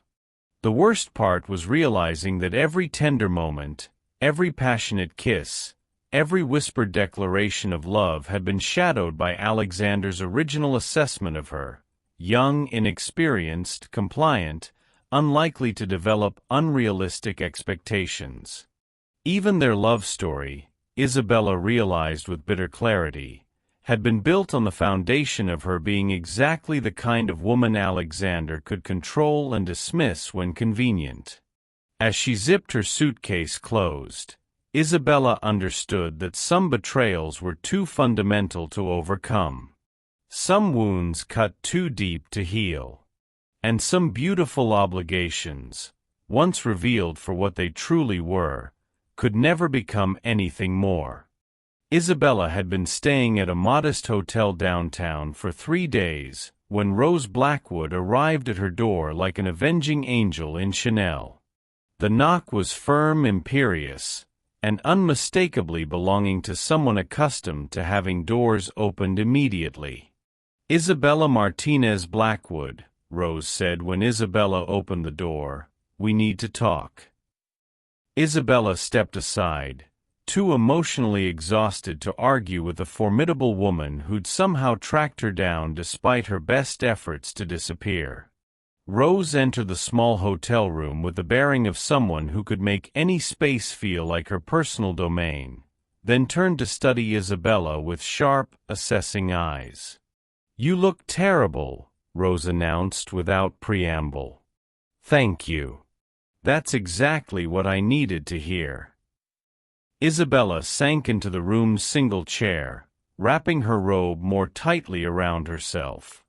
She hadn't left the hotel in 2 days, hadn't eaten a full meal, hadn't done anything but stare at the ceiling and try to figure out how her life had imploded so spectacularly. "Have you eaten today?" "Rose, if you're here to convince me to go back to Alexander. I'm here to tell you that my grandson is destroying himself with guilt and you're destroying yourself with pride, and frankly, I'm tired of watching 2 people I love behave like idiots." Isabella looked up sharply. "People you love?" Rose settled onto the bed with the careful movements of someone still recovering from a stroke, but her voice was strong and clear. "Child, I've lived 87 years. I know love when I see it, and I know stupidity when I see it. Right now, you're both drowning in the latter." "Did you read the article, Rose? Did you see what Alexander said about me?" "Every word." Rose's expression was grim. "And yes, those quotes are accurate. Alexander did say those things, did discuss you like a business acquisition. He was wrong, and he knows it." Isabella felt tears threaten again. "Then you understand why I can't go back. How can I build a marriage with someone who saw me as a beautiful obligation? How can I trust that his feelings are real when they started as a calculated response to getting exactly what he ordered?" Rose was quiet for a long moment, her dark eyes studying Isabella's face. "Can I tell you a story, child?" Isabella nodded, too tired to resist.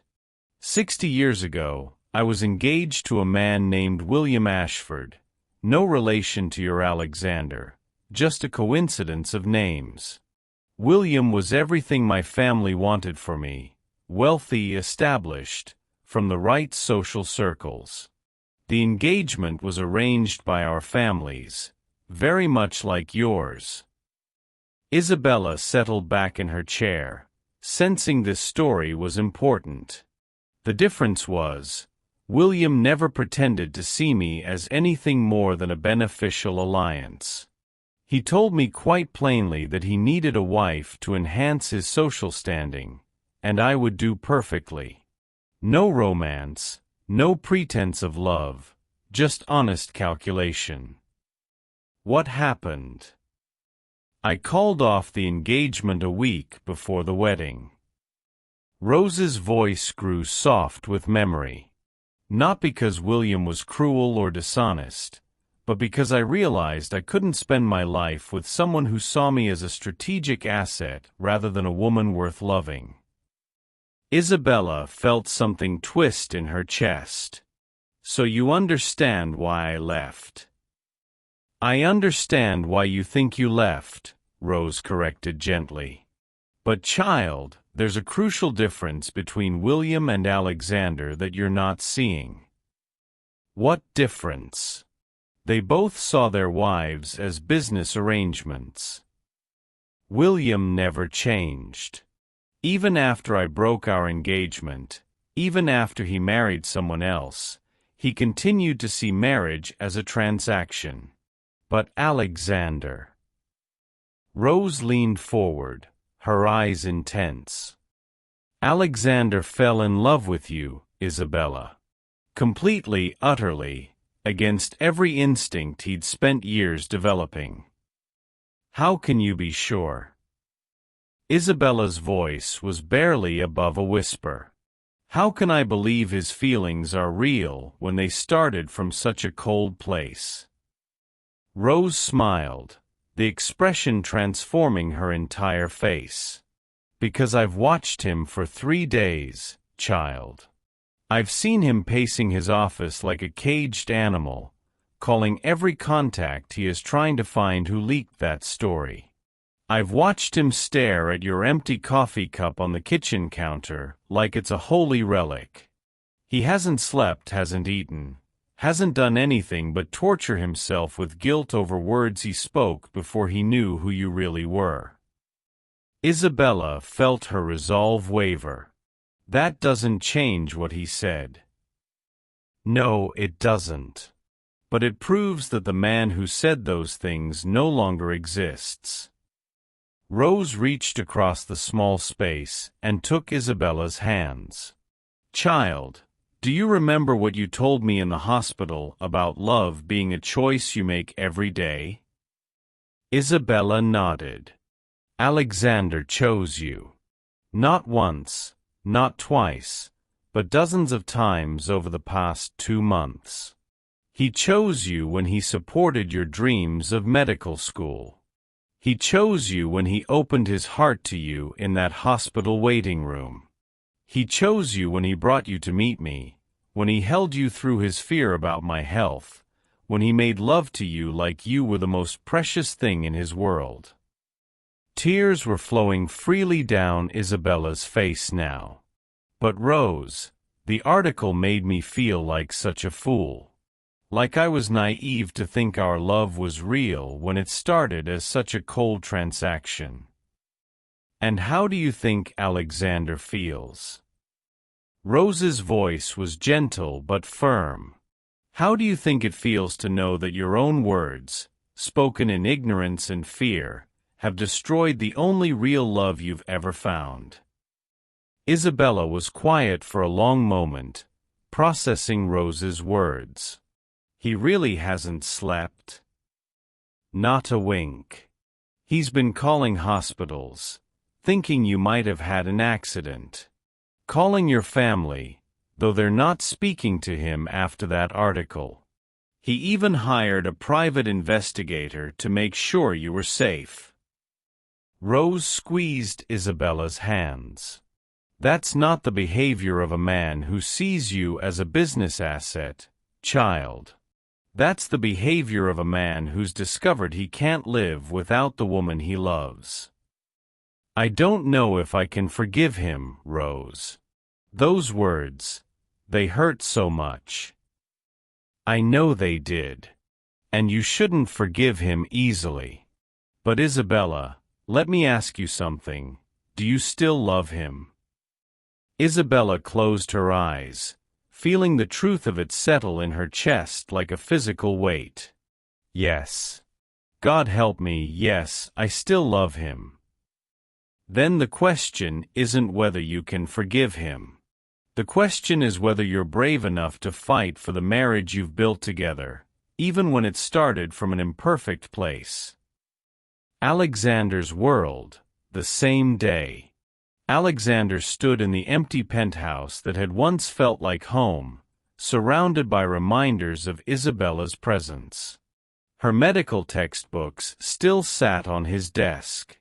Her coffee mug was still in the sink, unwashed because he couldn't bear to erase that last evidence of their morning routine. Her scent lingered on the pillows, fading a little more each day like his hope of fixing what he'd broken. James found him there at 3 in the afternoon, still wearing the clothes he'd slept in, staring at the newspaper article that had destroyed his life. Sir. James's voice was careful, concerned. The legal team has some updates on the investigation. Alexander didn't look up from the paper. Did they find who leaked it? Yes, sir. It was Marcus Rothschild. Alexander's head snapped up, fury blazing in his gray eyes. Marcus? My former business partner. He apparently recorded conversations from your bachelor party 6 months ago. The audio was quite damaging, you discussing Miss Martinez, the arrangement, your expectations for the marriage. Alexander felt sick. His bachelor party, a night he'd spent drinking too much and talking too freely with men he'd considered friends. Men who'd congratulated him on his practical approach to marriage, who'd encouraged him to share details about his acquisition. He sold the recordings to several publications, not just the Tribune. Sir, there's more. He's also leaked information about the company's recent acquisitions, some of your private business dealings. This isn't just about your marriage. He's trying to destroy you completely. Alexander sank into his desk chair, understanding finally hitting him. He's been planning this for months. The marriage was just the most personal angle of attack. Sir, the legal team believes we have grounds for lawsuits. Corporate espionage, invasion of privacy, defamation. None of that matters if I can't fix things with Isabella. Alexander looked up at his assistant, seeing his own desperation reflected in James's concerned expression. Have you found any trace of her? No, sir. She's not using credit cards, not staying with family. It's like she's disappeared entirely. Alexander buried his face in his hands. 3 days of not knowing where Isabella was, whether she was safe, whether she'd ever come home. 3 days of living with the knowledge that his own words that had been true at the time he'd spoken them, had destroyed the only real love he'd ever known. Sir. James's voice was hesitant. If I may, perhaps it's time to consider that Mrs. Blackwood needs space. Maybe pushing to find her isn't the answer. I can't just let her go, James. She's my wife, and I love her. But did you love her when you spoke those words? When you called her a beautiful obligation, when you discussed her compliance and inexperience like they were product features. The question hit Alexander like a physical blow, mainly because the answer was no. He hadn't loved Isabella when he'd spoken those words. He'd seen her exactly as the article described, a young, beautiful solution to his need for a wife who wouldn't complicate his life with emotional demands. "No," Alexander said quietly. "I didn't love her then. I didn't even know her." Then maybe the question isn't whether Mrs. Blackwood can forgive those words, but whether you can forgive yourself for meaning them. Alexander stared at his assistant, understanding finally dawning. He'd been so focused on convincing Isabella that his feelings had changed, he hadn't fully confronted the reality of who he'd been when he'd spoken those words. The cold, calculating businessman who'd reduced a 19-year-old girl to a list of desirable qualities for a convenient wife. "I was a different person then," Alexander said slowly. "Were you, sir? Or were you just afraid to be the person you really are?"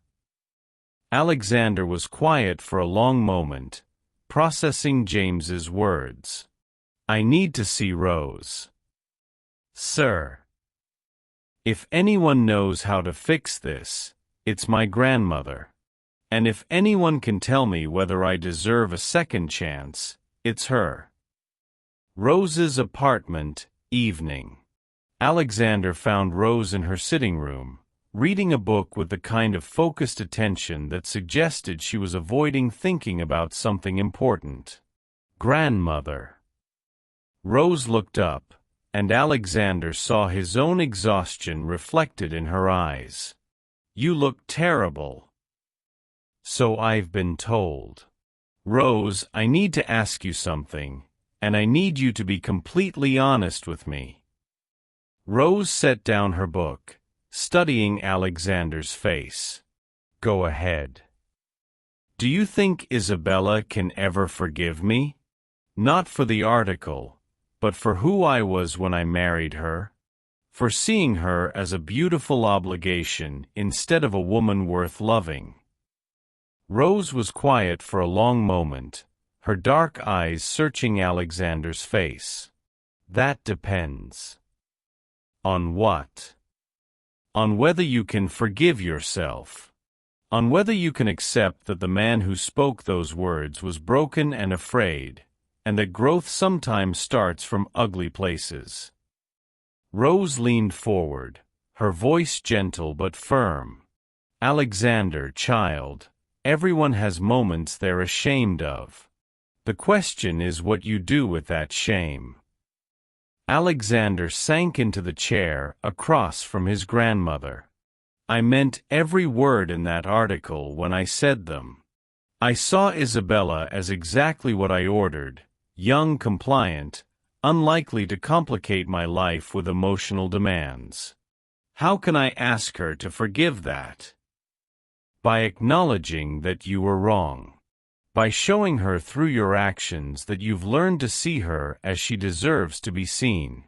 By proving that love can grow from imperfect beginnings if both people are willing to choose each other despite their flaws." Alexander looked at his grandmother, seeing not just wisdom but deep love and understanding. "Do you think she still loves me?" Rose smiled, the expression soft and knowing. "Child, that girl flew to Chicago to hold your hand when she thought I was dying. She offered to help care for me when she barely knew me.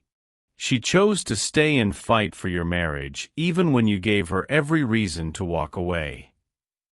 Rose paused, her eyes twinkling. "Trust me, she loves you. The question is whether you're brave enough to fight for her." Alexander felt something shift in his chest, not hope exactly, but the beginning of determination. "What should I do?" "Stop trying to fix this with lawyers and private investigators. Stop treating this like a business problem you can solve with the right strategy. Rose reached over and took Alexander's hands.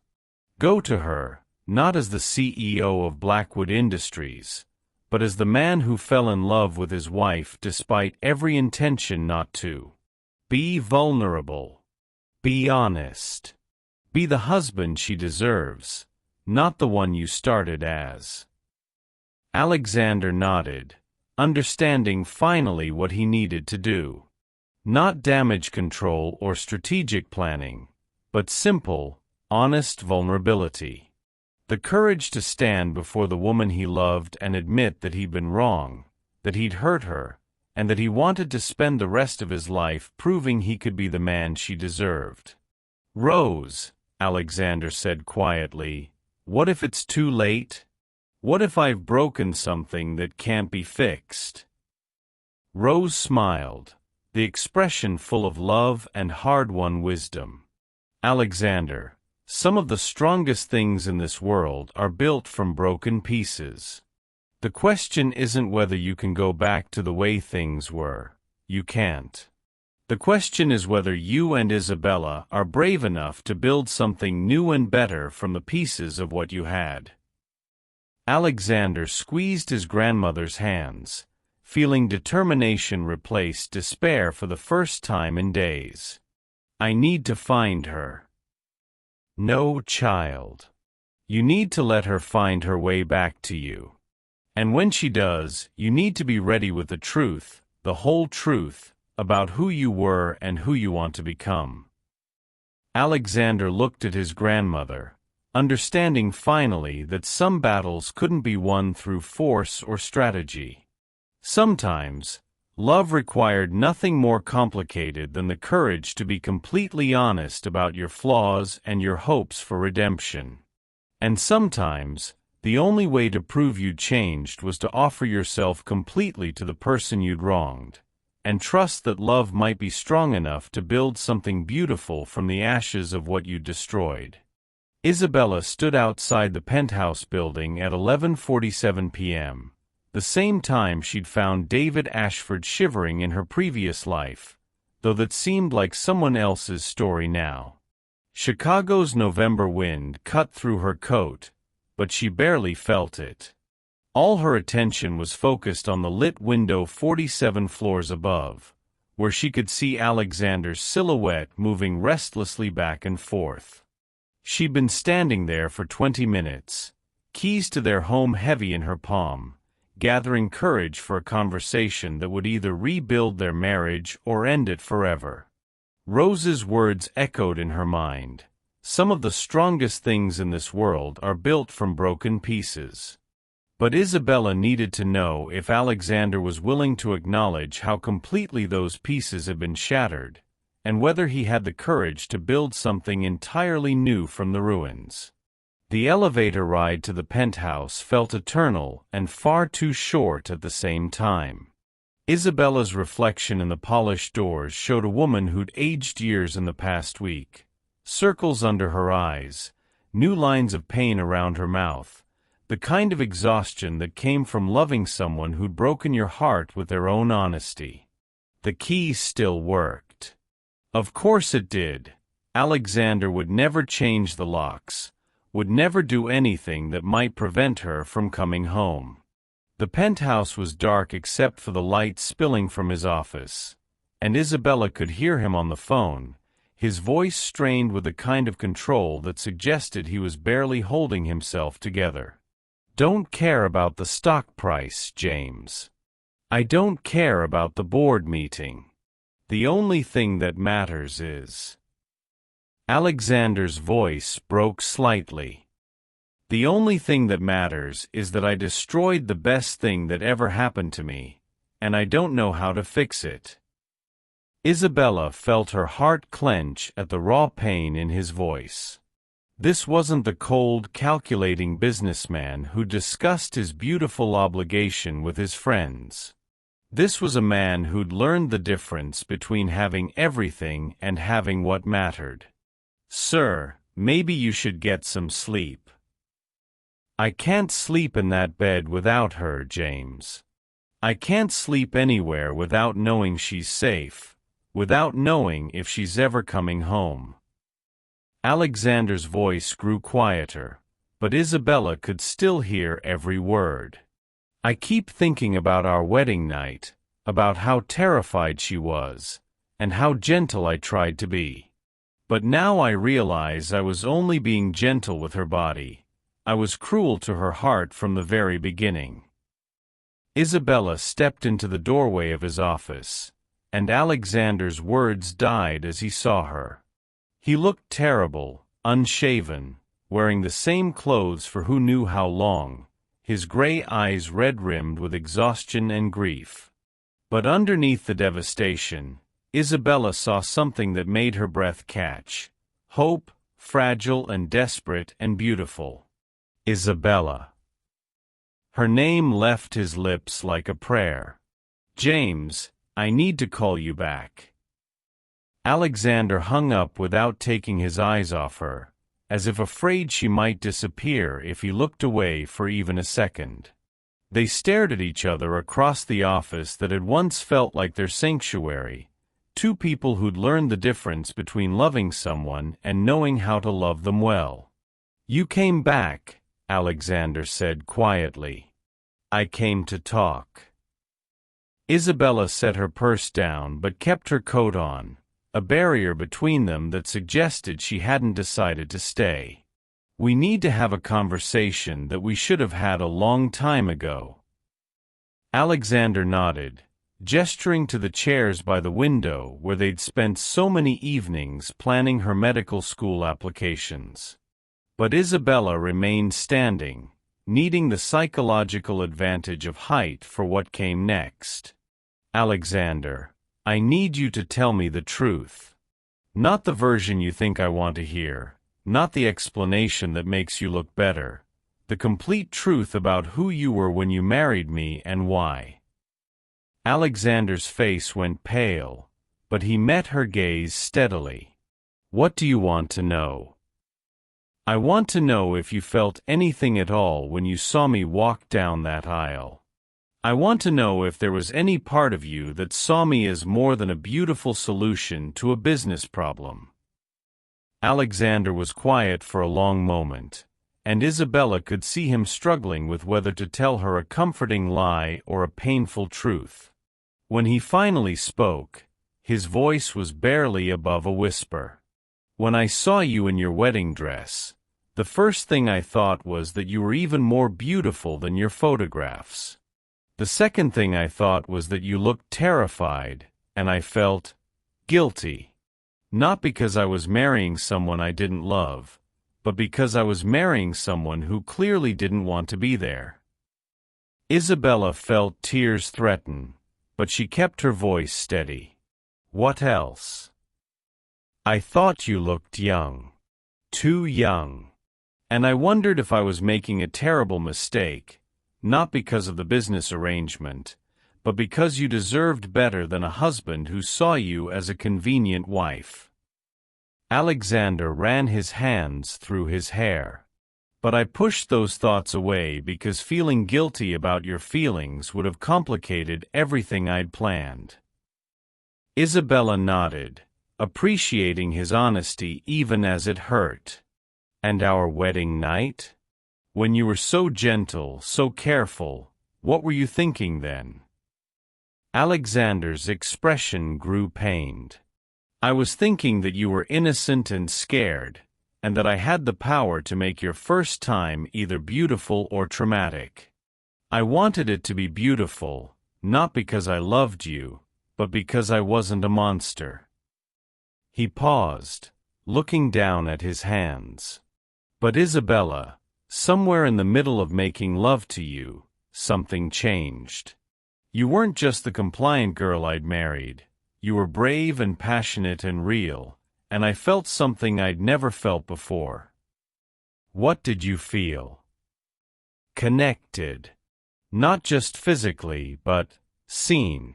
Like you were looking at me, really looking at me, and somehow finding something worth caring about.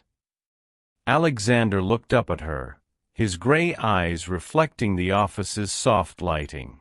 It terrified me, because it wasn't part of the plan. Isabella felt something loosen in her chest, but she wasn't done. And the next morning? When you went back to treating me like a business arrangement. I panicked. Alexander's admission was simple and devastating. I woke up next to you and realized that what happened between us had been real, had meant something, and I was terrified of what that might cost me. So I armored myself, went back to treating you like the obligation I'd told myself you were. Isabella moved to the window, looking out at the city that had witnessed their entire relationship, from arranged marriage to genuine love to devastating betrayal. Alexander, do you understand why I left? Because I hurt you. Because my words in that article made you feel like everything we'd built was based on a lie. No. Isabella turned back to face him, and Alexander saw something fierce in her expression. I left because I realized that even our love story was built on your original assessment of me as someone you could control. Every tender moment we shared was shadowed by the fact that you'd chosen me specifically for my youth and compliance. Alexander felt something break in his chest. Isabella. Let me finish. Isabella's voice was steady but firm. I left because I realized that no matter how much you'd grown to care for me, no matter how real our connection had become, it all started with you seeing me as less than an equal partner. As someone who wouldn't challenge you or expect too much. Alexander stood slowly, his hands raised in a gesture of surrender. You're right. Every word you just said is right, and I hate myself for it. I don't want you to hate yourself, Alexander. I want you to understand that the woman you fell in love with isn't the compliant girl you ordered. She's someone who challenges you, who expects everything, who won't settle for being seen as a beautiful obligation. Alexander's face lit up with something that looked like understanding. You're not the same person I married. Neither are you. Isabella stepped closer, and Alexander felt his heart start to race. The question is, can the people we've become build something real together? Not based on contracts or convenience or what we thought we wanted, but on who we actually are. Alexander looked at her, really looked at her, and saw not the 19-year-old virgin he'd married, but a strong, intelligent woman who'd learned her own worth through loving him. Someone who could have walked away and chosen not to. Someone who was offering him redemption not because she was compliant, but because she was brave. Isabella, Alexander said quietly, I need you to know that the man who called you a beautiful obligation no longer exists. Not because I've forgotten who I was, but because loving you changed me into someone better. Show me. Alexander moved toward her slowly, as if approaching something precious and easily startled. When he reached her, he didn't try to touch her. Instead, he did something that would have been impossible for the man he'd been 6 months ago. He knelt. Not the formal, traditional proposal kneel, but something deeper, a gesture of absolute humility and respect. Alexander Blackwood, CEO of a billion-dollar empire, knelt before his wife and looked up at her with complete vulnerability. Isabella Martinez Blackwood, he said, his voice thick with emotion, I'm asking you to marry me. Not the girl your father needed to save his business. Not the compliant wife I thought I wanted, but you. The woman who flew to Chicago to hold my hand. The woman who offered to care for my grandmother. The woman who's brave enough to challenge me when I'm wrong and strong enough to walk away when I hurt her. Isabella felt tears spill over as she looked down at the man who'd learned the difference between purchasing a wife and earning one. "What are you asking me, Alexander?"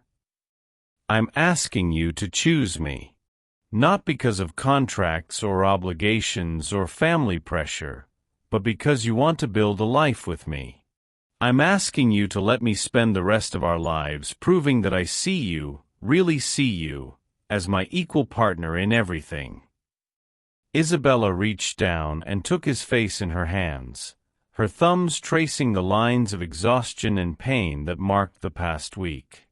"And what are you offering me in return?" "Everything." Alexander's voice was steady now, certain. "My heart, my trust, my absolute commitment to being the husband you deserve rather than the one I thought I wanted. I'm offering you a partnership where your dreams matter as much as mine, where your voice carries equal weight in every decision we make." "And if I challenge you? If I refuse to be the compliant wife you originally wanted?" Alexander smiled through his tears. "Then I'll know I chose the right woman to spend my life with." Isabella felt the last of her walls crumble. This was the conversation they should have had months ago, not two people bound by contract learning to tolerate each other, but two people choosing to build something real together. "Yes," she whispered. "Yes. Yes, I'll marry you. The real you, the man you've become, the partner you're promising to be." Isabella sank to her knees in front of him, bringing them to eye level. "But Alexander, I need you to understand something. Anything. This isn't the same marriage we started with. We're not the same people. If we do this, if we choose each other, we're starting over completely." Alexander reached into his pocket and pulled out his wedding ring, the ring he'd been carrying since the night she left, unable to put it on because it felt like a lie when she wasn't there to make their marriage real. "Then let's start over." He held out his hand, and Isabella saw that it was shaking slightly. "Isabella Martinez, will you marry Alexander Blackwood? Not for business or convenience or family obligation, but because you love him and want to build a life with him." Isabella took the ring and slipped it onto his finger, her own hands trembling with emotion. "Yes. And Alexander Blackwood, will you marry Isabella Martinez? Not because she's young and compliant and unlikely to challenge you, but because she's strong and brave and exactly the kind of partner who will make you a better man." Alexander pulled off Isabella's wedding ring, the ring she'd left on the nightstand the night she'd packed, and held it up between them. "Yes. With everything I have, yes." He slipped the ring onto her finger, and they both stared at their joined hands, at the symbols of a commitment that was finally based on choice rather than circumstance. "So what happens now?" Isabella asked softly. Alexander smiled, and Isabella saw not the cold businessman she'd married or the wounded man she'd comforted, but someone entirely new, someone who'd learned that the best things in life were worth fighting for, worth changing for, worth being vulnerable for. "Now we figure out how to be married. Really married. Starting with a honeymoon where I get to fall in love with my wife all over again." Isabella laughed, the sound bright and free and full of hope. "I'd like that." Alexander stood and pulled Isabella to her feet, then into his arms. When he kissed her, it was nothing like their wedding kiss, brief and formal and empty of feeling. This kiss was full of promise and passion, and the kind of love that could survive betrayal and grow stronger from truth. When they broke apart, both breathing unsteadily, Isabella rested her forehead against Alexander's chest. "I love you," she whispered. "I love the man you were brave enough to become." "I love you too," Alexander whispered back. "I love the woman strong enough to make me become him." They held each other in the office where they'd shared so many conversations, where Isabella had studied for medical school while Alexander worked, where they'd planned their future and nearly lost it all. Outside, Chicago glittered with the same indifference as always, but inside their home, two people who'd married as strangers were finally becoming the partners they'd always had the potential to be. Love stories often begin with convenience, attraction, or circumstance, but the greatest ones are built on choice. Isabella and Alexander discovered that real love isn't about avoiding mistakes, but about choosing each other again and again, especially after you've seen each other's flaws. What do you think makes a love story worth fighting for, even when it starts from an imperfect place? "So," Isabella said as they swayed together in the quiet of their home, "tell me about this honeymoon. Where does a man take his wife when he's trying to fall in love with her all over again?" Alexander smiled against her hair. "Wherever she wants to go. We have the rest of our lives to figure it out." And as they danced to music only they could hear, Isabella thought about Rose's words about building something strong from broken pieces. Their marriage hadn't started with love, but it had grown into something more beautiful than either of them had imagined possible. Some love stories, Isabella realized, were worth the wait, and worth the fight to make them real. Outside their window, the city that had witnessed their journey from strangers to partners settled into peaceful sleep. But inside the penthouse that had finally become home, Isabella and Alexander Blackwood held each other close and whispered plans for a future built on the foundation of truth, choice, and the kind of love that was strong enough to survive anything, including the people they used to be.